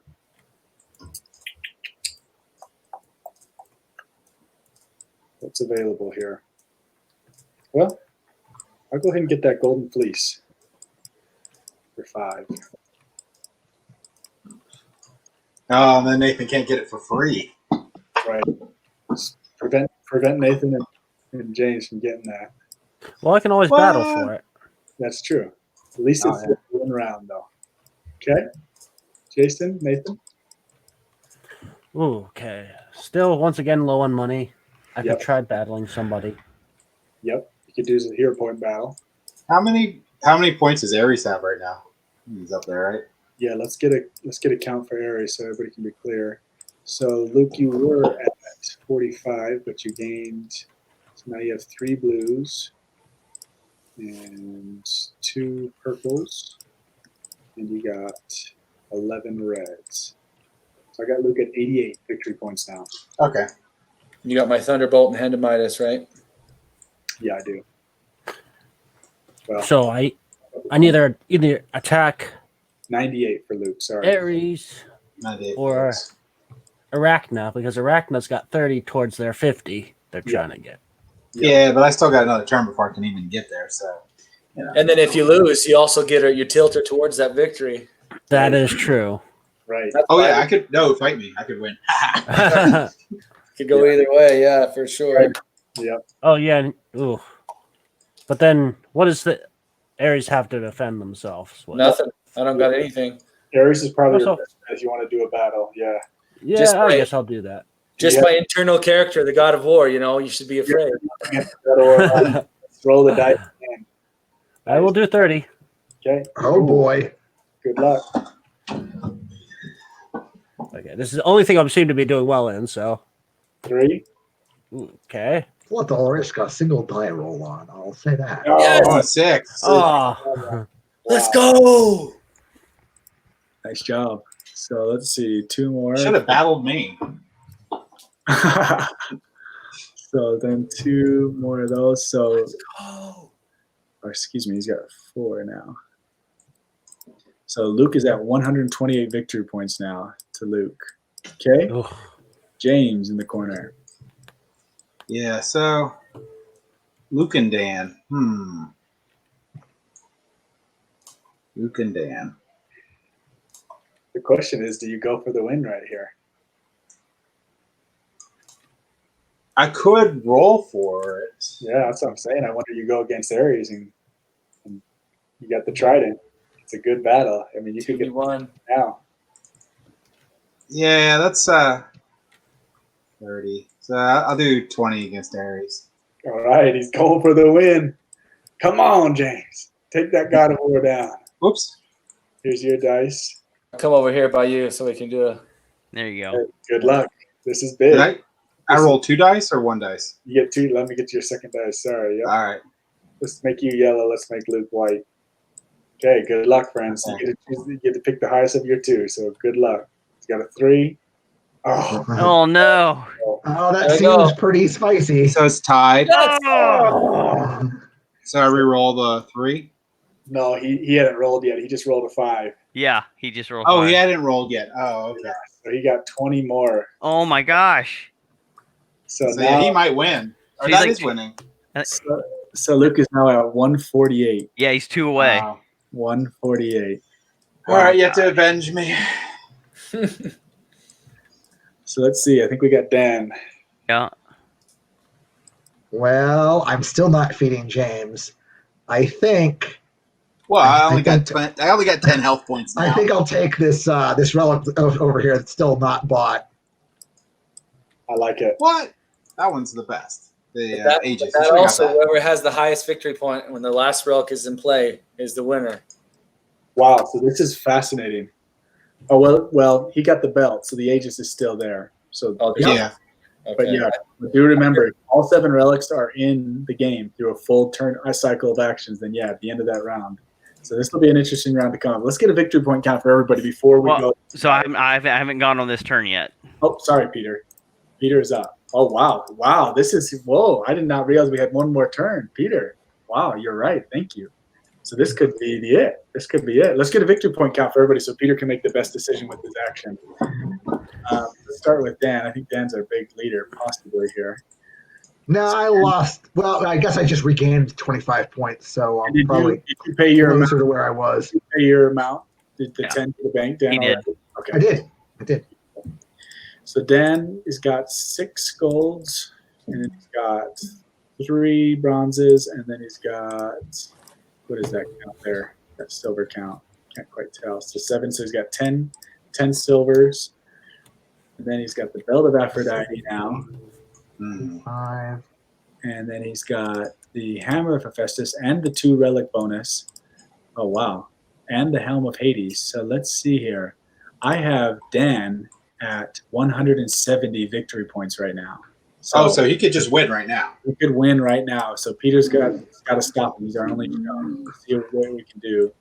And then Peter he's got the Nemean, he's got the bows, and then he's got 1, 5, 2, and then he's got still 6, 1, and 1. So I got Peter at 118 right now. And then Luke, we got at 148. I'm still at a bare minimum here. I'm just at 62. Jason, ooh, tough round. You don't need to count me. He's got two golds, is that correct? And then 2 bronzes. And then he's got 2 5s. And then he lost his 30. And then he's got the Trident. So he's at 51. So it's really up to Peter right now to stop Dan. And can he do it? So let's use Pandora's box and blow up his relic. So the the belt is safe this round. So he could take out the hammer. That would take. That's not enough. Well, he would take out 15 and then 10 because the relic. Oh, yeah. So that's 25. So that would do it. Is that the only way to do it then? Is to go after the hammer? That's one way. If you got the Aegis, let's see what that would do for you. So if you got the Aegis for 8, you would lose 8, but then you would gain 12, and then you would get the 3 relic bonus. Let's see what that would put you at. So that still wouldn't get you enough. It'd put you at 140. So it looks like Pandora's box is all you can do, Peter, to stop him. How much is Pandora's box right now? 15? Yeah, 15, but you would get 20 hero points for playing it. So you net 5 victory points and you stop him from winning. Oh, I knew it. I forgot I was going to do that, and that would have gave me 20 hero points. Right. And I would have. All right. 50. So I guess that's the only way to keep it going. I encourage you to go after Ares there. You could have done it with the Pandora's box. Sorry about that, James. Yeah, no, that's my fault. I had it in the back of my head, and then I love that you were thinking about that, James. That was a fantastic event strategy, my friend. All right, so 15. I put 15 out to get Pandora's box. Okay, we'll move that mover, and let's see, nice. And then let's get you your 20, Peter, and then Hammer of Hephaestus is now gone. Yep, I put it back over there. Beautiful. And then Dan now lost his relic bonus, so he's at 145 victory points. Still so close. Super close. This is going to be the big round. Here we go, my friends. So we're on to the bet. I have the ROA. Here we go. It's a new deck, new shuffle, so everything's back in. And just for those who are watching, usually when you get down to a 4th deck, you'll go ahead and reshuffle. That's why we reshuffle those. And this is going to be a big round. Good luck, everybody. This is going to determine our winner here. Now, just real quick, James, if somebody is over their 150 victory point count, it trumps your 50-point hero point ability. What if I'm over 50 on mine? So they still win? Yeah, they still win. You'd have to, at that point, you'd have to be in the 150 victory point range then, yeah. So Arachne is kind of an early winner. But if they're under 150 victory points and you have your 50 hero point, then you would win it still. So I'm going all in. What's that, Luke? I'm going all in. Nice job. And then we're just waiting on Dan's bet, I think. Yeah, I think. So Ares is going big. So he's trying to force the issue. He's trying to get in the winner's battle. Yeah, I'm gonna put 20 in. Oh, let's go. Here we go. To the flip. For life, for glory, for the Red Dawn. Sorry, this one's mine? Yes. Okay, starting with me, and that's how we do it. A bronze win for me. I'll take it. 7 on my first card. And to Nathan. I'll take a hit, of course. Okay, and unfortunately a bust. So we got some more cash, just a little bit closer to his win. Yes. Rain? I'll take a hit, or pretty much give. Oh, one more. Why not? It's going to put me over. Oh no, I'm good. 6. Yeah. 6. Yep. I'm good. Okay. All right. Yeah, I'll take one. And a bust. Oof. Suited bust, so you don't lose it. Lucky. This is good news for me. We got our 4 with Peter. Yep. Go ahead. Okay, so it's a 2 or a 5. Definitely a hit, probably. Yep. And so right now we're at a That's 7. So it's a 7 or a 4 on the card. So you could go for a silver or gold win. Up to you. Because a 4 can be counted as a 1 or a 4. So if you want, You only have one drachma left. Up to you, my friend. A big decision. No, I'm fine being at a 7. Okay, Luke. I'm gonna hit. Oh, Let's go. Whoa. Come on. This is going to be a big round. It's going to be a fun round to see what happens here. And Luke is lacking the turn cycle, so that should be interesting. So Luke got a suited 7, which is a bronze win. In my own suit, so I got a little bit of a bonus too. Correct. So if it's in your own suit, you get 5 extra hero points. So let's go to your payout first, Luke. So you won. You bet 22. Let's get that 5 away there. So 22 to you, Luke. You get your 10. You get 10 for your Hand of Midas. Yeah. And let's see, you get 10 more for your suited. Wow, Luke's got some cash, everybody. You're suited, and then you get 10 hero points for your bronze win. I win 3, and I win 10 more for my bronze win, and 5 extra hero points for my bronze win. Jason wins 5 hero points. Let's see, we got a 7, a 7, and a 7. So our 6 lost on that one, unfortunately, James. Yeah. Sorry, my friend. Yep. And then let's see. Cyclops. Anything to Cyclops? No. Artemis. I think. Oh, we forgot. How many did you bet, Peter?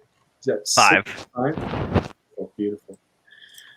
Okay, so let's get one more victory point count. Go ahead and just everybody kind of pretty clear on the count now and how to do it. So go ahead and say your count out loud, and I'll just record that. Where do I get my 5 at? Did you grab it already, Peter? I did not. No, I thought I saw you dragging. No, that was Dan grabbing a 5, I think. There you go, my friend. Thank you. Yeah, I was just making change. Making change again. I have 48. Okay, so is that you, James, who called that out? Yeah. Okay, 48 to James. And then I have 8. Called out. 8. Yeah. Jason, tough game for you and I, my friend. And then, Yeah. let's see, so Nathan's at 8 right now. And then let's see, Dan, you have your count yet? So I think I'll go ahead and have it. You got 25 for the bell. 123. I think I just hit. 80, You got 6. 90, And you got 4. 100, And you got 8. Nice. And that's 10. backing too. Well done. And then no hero points, right? 12. That is correct. All right. So what did you call out? Oh, I have you at 123, man. Okay. Yep. No, that's what I counted. Beautiful. Beautiful. I've got 179 is what I'm calculating here. 179 for Luke. And then Peter. I'm honestly still not 100% sure here, so. No problem. I'm here with you. So you got the 30 and the 40 and the relic bonus. Right, so it's 80. And, yep, nailed it. And then let's see, you got how many? 90. How many blues? I got 2 blues. 2 blues. And then how many perps? 3 or 2? 2 purples, yep. And then is that 1 red? 2 reds. 2 reds. And then you got how many silvers? Is that the 5? The 1, sorry. Oh, the 1, sorry. I didn't, yeah. 2, 4, 5, 6. Okay, so I got Peter at 135. 135, okay. 135 for Peter. And then Luke's at 179. He's the big winner right now, so we got to take him down. And then I got 1 purple, 2 purples, 2 blues. I got 1 relic bonus, and then I got 8 and 1. I'm at 77 right now. 77 good points. And I have my turn right now. So SJ, Yeah. SJ, before we keep going, let's take a couple of quick questions. So Brian is saying, and Brian, sorry, I'm guessing you're talking about Peter here. Yes, and John, you're answering the question. Thank you so much. I know John had a question previously. He said 2 questions. In the board game, 1, will victory points be calculated or recalculated after each player's individual turn? Since this is an important known as the game progresses. Really, really good question. So obviously in those early rounds you saw we didn't add it up every single turn, just because people were low enough that we're well below 150. But in these late rounds, yeah, every single right after the mini stacking game, we'll get a victory point count, and even you can call for a victory point count after the actions before you take your turn, just so you can make sure you make the most strategic move with your turn. And as everybody learns and plays, that happens really quickly, and everybody can count up their victory point count really quickly, and everybody can do that while we're handing out the payments and per turn, so it doesn't take as long as you're seeing here, and it's harder on the digital game as well to count. But yeah, great question, and in those later rounds, they are counted quite often so that we can be really, really clear on the winner. SJ, another one from John. Will the victory point position be an accurate representation of all the accumulated victory points, or do you have to add together drachmas, hero points, and cards? Yeah, so the victory points, it's a total accumulation of drachmas, hero points, and then cards, both relics and glories in the game. It's a total accumulation of all those. Awesome. Okay, let's keep going. Okay, I think we're going to have a winner this round. Here we go. So I am up, and what to do with my turn? I'm going to get the Hammer of Hephaestus. Just make it interesting for everybody here. Costing me my 10, and then I get the 3 relic bonus now. So I am at currently 77. Okay, to Jason. Well, I still have no money, so I'm very limited to what I can do. So I'm guessing a hero point battle again, but oof. There's also the Trojan Horse. Unfortunately, the Trojan costs 10. Yeah. Yeah, I can't afford anything. Okay, I can. Well, James is doing. It's coming for me, I bet. It's coming for blood from that god of war. Yeah, I think that's what I'm going to do. But I can just only put in 5, I guess. You should fight me. No, you're fine. You take on Ares again, Nathan? What's that? Are you taking on Ares? Yep. Okay. Good luck. Okay. Let's go. Oh, Oh no! Thinking of what? Oh, so another. Now he's winning by more. oh, Nathan. 184. Armor is too thick. You cannot come in. Hey, James. I'll purchase and use the Trojan Horse against Let's Ares. Trojan this guy. Let's go. Oh, Those All my right. 10 monies. So he can roll a 6. If he gets a 6, it blocks it. If not, we're going to steal that cash. here we go. You guys ready? Yeah. Yep. 1, 2, 3, 4, 5. Oh, No! Nice. so James. close. 1, 2. I am now richer. You are rich beyond belief, my good man. So 32 cash. 32 in cash to James. Here's How that. could we let that pony in our village? Here's that, James. So that's fantastic. So now someone else can do the Trojan Horse again, even? Correct. Yeah. So things can really get blown up here. So let's get a count for you now. So you dropped 32. So that's 182 minus 30. So 152 right now for Luke. He's still winning. Still winning. Still above the mark. Still above the mark. All right, Dan. To you, my friend. Well, I think I'm going to spend 15 on the muses. Ooh. Mm. I'm sorry, I get how many hero points for that? 5? You get 10. 10. 10. Yeah. Even better. And who are you going to play it on, Dan? I'm sorry, it has to be played on So either the Thunderbolt, the Trident, or the Helm, and I've got the Helm. So we're going to go after the Thunderbolt. Nice. So the Thunder. So Luke gets chipped down another 10, which puts him at 142. And then let's see, 15 was. I got 10 from the hero points, Right. 33, and then another. And the glories, it's 10 times the number you have, so it's now 40 combined with those now, Dan. So another 30 points. So I'm at 163. 160. Oh, no. Okay, Peter. So that's 63. Luke's got 142, and Peter's at 135. What's Peter going to do? Oh gosh.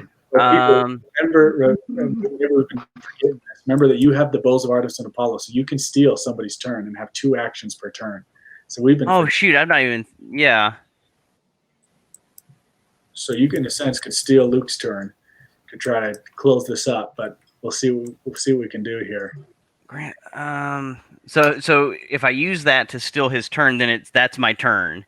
Nope. So you'd steal it, and then you'd have 2 actions. Yeah, yours and then his in the turn cycle. Don't do it, Peter. Gosh, but I don't even know what I would do with 2 turns. That's the crazy part. Well, let's think about it. You've got some hero points. You could risk some battle. I do. Buy the Aegis, which would give you that 3 relic bonus. Right, and that was my initial thought, was to do that, but then I guess probably a hero point battle. So getting the Aegis and then a hero point battle, that could do it for you. Yeah. You steal Luke's turn, and then you get the Aegis, which gives you automatic 4 on the dice. Yeah, I think that's what I have to try to do. I love it. I think that's a great play. I think it could share the victory for you. Okay, so it's the Aegis is 12. Yes. Do I even? Oh no, it's 8. 8. So here's 5.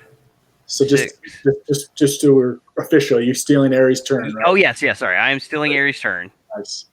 So 8 to the bank. The Aegis goes into your possession. So we lost 1-5, and let's see, and then lost 3. So we have 3 now, but you gain the Aegis, and Peter now has the 3 relic bonus. So 152 right now, Peter. Okay. 152. So 153 is Dan. So you just need to do 1 victory here. 1 victory, and it's yours. 1 hero point victory, and Luke was the last in the turn cycle. Oh my gosh! So I have to So I have to fight 1 person for 1 point. Well, 2. You need Or successfully. yeah. We win at least 2 hero points. So then, does Nathan have 2 hero points? He does. I do. Nathan, Since he rolls really bad. since he rolls poorly, come on, Nathan, don't let me down. Don't let me down. For the win, Peter for sure. So Peter Got him. at 154, which makes him the big winner of 7 fortunes tonight. Well done, Peter. Oh my gosh. Peter, I dub thee champion. Wow, that was a battle. So that's a 6-player game. You can see it goes a little bit longer, and things can get really wild if a lot of people have cash in a 6-player game, because the epics just flow like the wines of the Nile. The wild swings in this game, though. Yep. Like early on, I felt like I was doing really well, and then about mid game, I was like, I'm not doing anything right now. Yes. Yeah. So SJ, let's take a couple of questions, and then we're gonna turn to the Tabletop Gaming Guild to be able to Absolutely ask any questions they might. Jeffrey, great question, great comments today. He brought up a point earlier on that says, "Fee fi fo fum, I smell a companion app to count victory points over the course of the game," which totally agreed. We do have a spreadsheet that we'll be making available to all the community that makes it a lot easier to count. Yes. But we'd love to do something like that in the future, Jeffrey, to make the whole counting experience even easier. Absolutely. Nailed it, Mark. Jeffrey again says, "Great playthrough. I understand much better, and I'm really excited to get it. Going to be a long summer." Amen to that, Jeffrey. It's going to be a long summer till we get this in your hands. The great thing, Jeff, is that we plan on trying to get the digital game out to everybody who obviously backed bronze, gold, or diamond within a month of the campaign closing, so you can play with your friends and really get going before you actually get your actual playboard copy. Awesome. Let's see. Were there any others that I missed here? Oh, John did have a question that we missed earlier regarding the free bet coin. Will it have a custom place on the playmat? It won't, unfortunately. Yeah, you'll just have to put it in a slot that's available. What we've seen players do and what we like to do, a lot of times they'll just put the 5 right on the hand of Midas like that, John. So good question. usually, yeah, that's where we put it, just right on the hand of Midas, and they can play it there. Awesome. Okay, let's turn over to the Tabletop Gaming Guild. What questions or comments as you're gathering your thoughts? Everybody, thanks for being with us today. We had a good crowd. Some of our regulars, so grateful for you. Please go and tell your friends, your family, your acquaintances. We're really looking forward to get some of the stretch goals so that we can give you upgraded cards and potentially some really nice chips, which we haven't announced yet. But we got some work to do on those stretch goals. So go help us out. Yeah, so I'll start off. What was your inspiration for the game? Yeah, great question. About 2.5 years ago, well, even before that, I played a game called Cash Flow. I don't know if you've heard of it. It was a game made by Robert Kiyosaki. The story goes, he has a book, Rich Dad Poor Dad, and he would play Monopoly growing up. And he wanted to make that Monopoly better, so he made Cash Flow. Wanted to be able to apply real-life principles within a board game and practice within the board game, and then be able to go apply that in real life. I played Cash Flow and I said, wow, this game is really, really cool. I like that some of the full circle stuff that was missing from Monopoly is included in there, and it made me want to make a board game from that point on. So I don't know if people believe in vision boards, etc. I put on my vision board that I wanted to create a board game. Completely forgot about it. A year later, it was just one of my most inspired days. I was in a fantastic mood, and I was talking to one of my best friends, and in that moment, I don't dream call it a daydream, call it whatever you'd like. I saw some people playing a game in my mind's eye, and I came back from that. I saw a lot of the rules. I saw people playing. I came back. I wrote it all down, and then that night I made a beta of the game and convinced my brother-in-law to play with me. And he didn't want to. He was feeling sluggish, but he did as a favor to my sister. And he loved it so much we played all night long. And then the next day we played all night again. And then my little brother Luke came the next day, and he was the one who actually added the concept of adding champions to it. And it's interesting. Seven Fortunes actually started off as the Harry Potter edition. It was built as the Deathly Hallows. The 7 relics were the Horcruxes, and the Hand of Midas was the Room of Requirement. So in the long run, we still would love to do that. We didn't want to take on the licensing battle right off the bat. We transitioned to Greek mythology on our first one. But we hope to do many, many editions. Harry Potter, Marvel, DC, any great construct and creation of champions, we would love to do an edition of Seven Fortunes with it. I really do like the Greek mythology in it too. I think that. Thank you. Yeah, same. Yeah, you just answered my questions because of the Seven Fortunes being subtitled Greek mythology. I was wondering if there was going to be other plans for other themes. Yes. Yeah. Fantastic question. And yeah, what we plan on doing is every 6 months launching a new edition of Seven Fortunes. We're still yet to release which one we're planning on next. Ideally, we would love to do Harry Potter if we can get the licensing, but because that it's done. It's basically done. Obviously, we need to veg out those champions. The longest and most laborsome task is to balance those champions, to make sure that everybody is happy, that they're excited to play their champion, but there's a good balance in the game of nerfing and buffing those champions so that someone's not too powerful or someone's not too weak.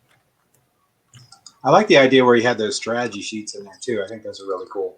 Yeah, by next game, I'm going to make sure we get our designer finishing those so that people can see and use them. And honestly, all of you by the end of the game were really, really clear on what to do. But in a 6-player game, you can see as the banker, it's usually the banker's job to kind of keep everything flowing and help those newer players. But you can see I can miss some things. I missed the roll order. I forgot to tell Peter about his bows. That could have really changed him. He got the win anyways. Fate was on his side. But yeah, and that kind of helps so that everybody knows exactly their path to victory, or at least a table, so to speak, of a possible path to victory that they could use. So I want to get those done so that everybody can see those. Those will be included in the final edition for everybody. That's cool. Yeah, I liked all the hero powers. I really like I like how each of them are like different asymmetric powers and stuff. I really think that if I played mine again, I could do some really nasty things with it.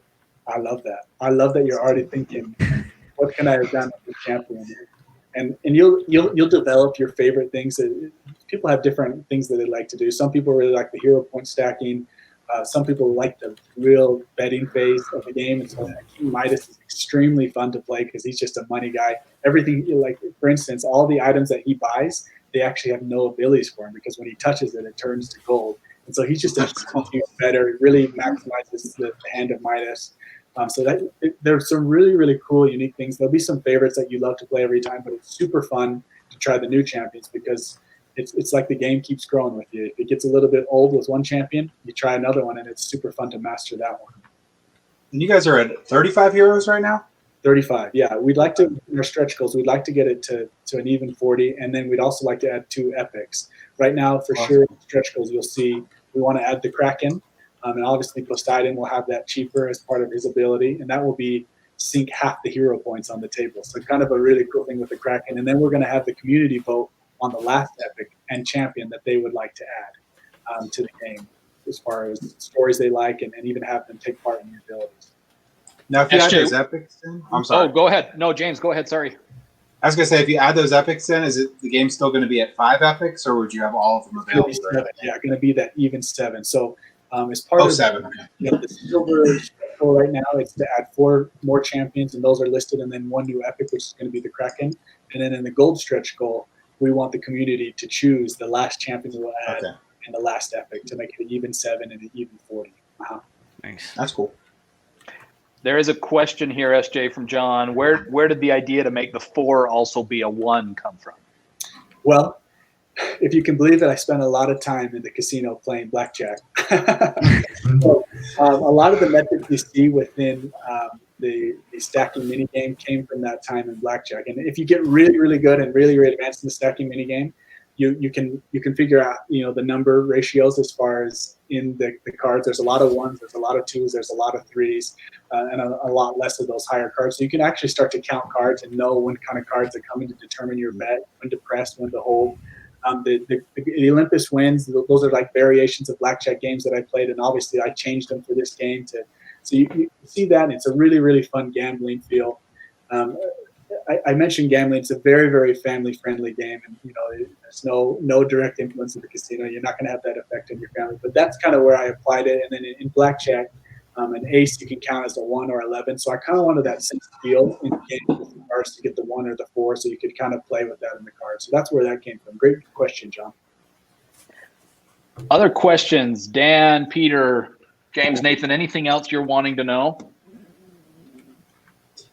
So my one question is, do you find well, I see the game definitely changes every time you do different heroes on there. Absolutely. But do you find like anyone branches out with when they get a hero, do they always follow that sort of idea with a hero, or that's a great question.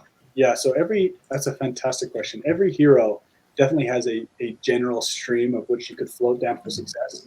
We saw with Nathan tonight, but Jason just was not working out for him. Usually if you can get that fleece, you can get those early hero points.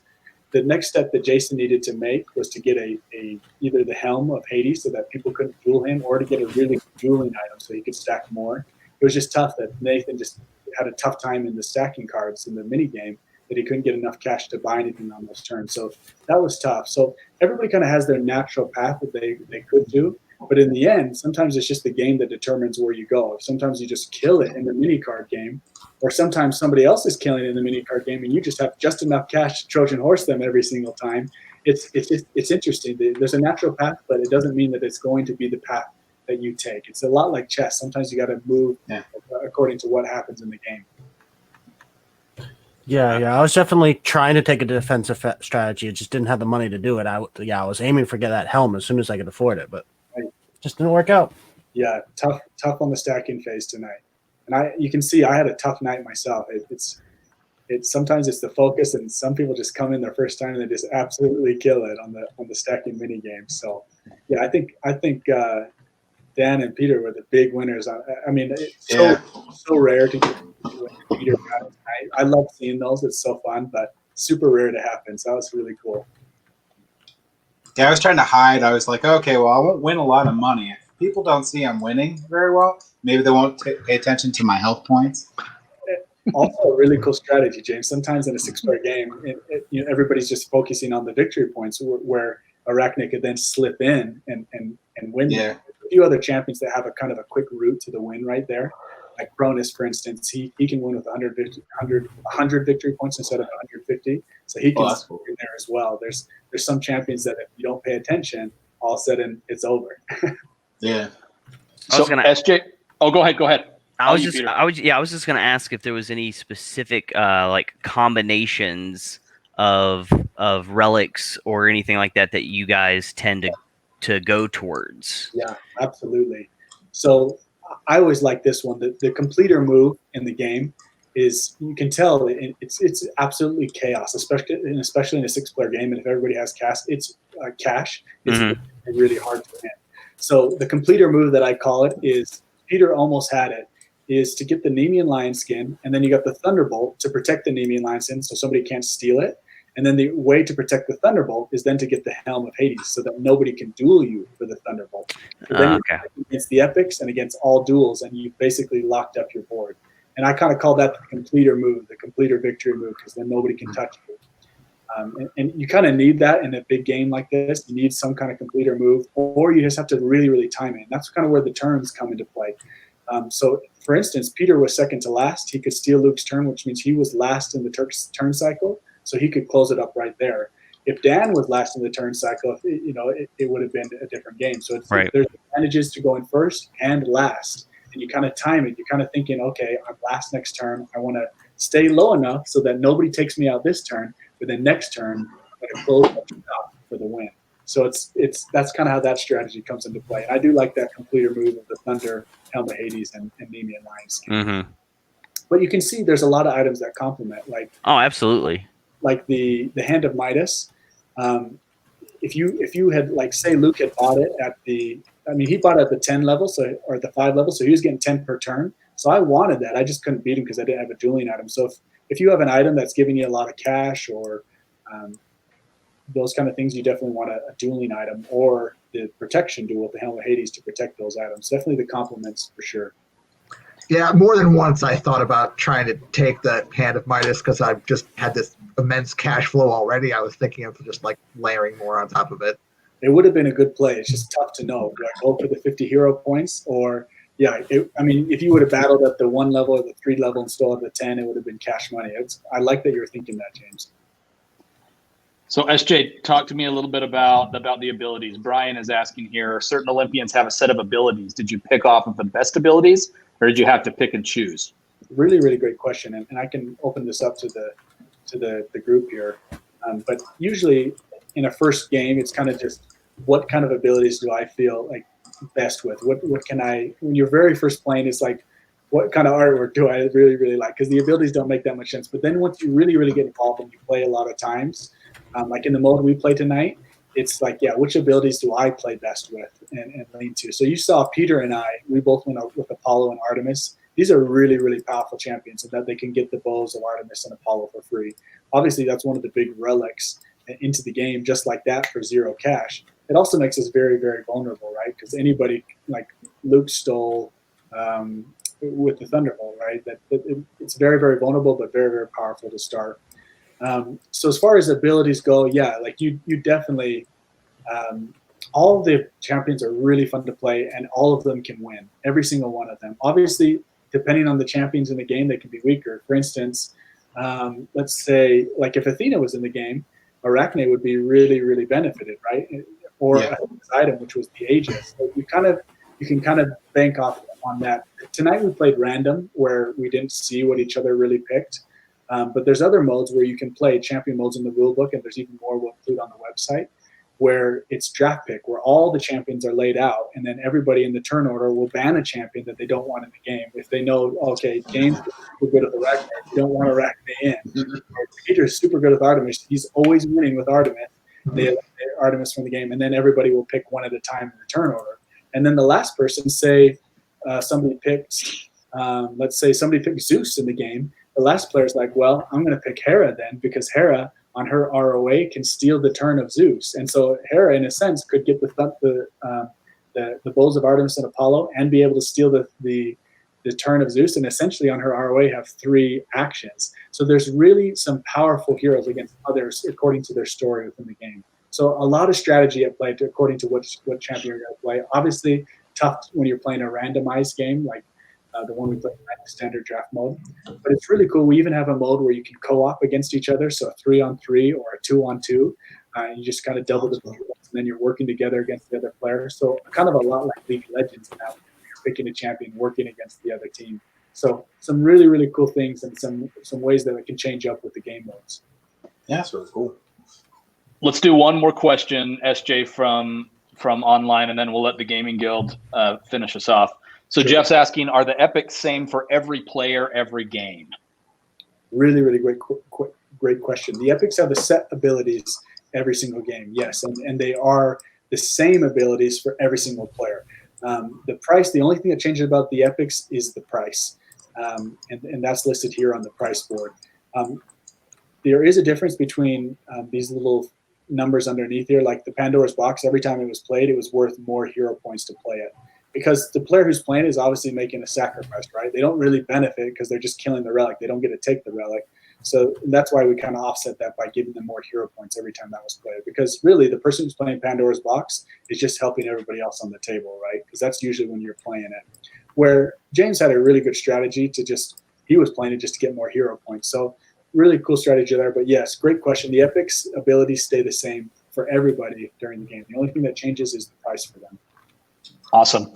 So really quickly, James, I want to turn just a second over to you to tell everybody how to get involved with the Gaming Guild. We're so impressed. We've had a long-standing, I guess you could call it, relationship with James.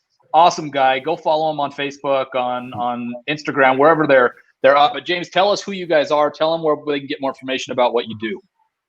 Okay, yeah, we're a Tabletop Gaming Guild, and we basically have a podcast. We have a YouTube station, all Tabletop Gaming Guild, and our main focus is to promote gaming communities and help out new designers and get them going, and that's basically what we do.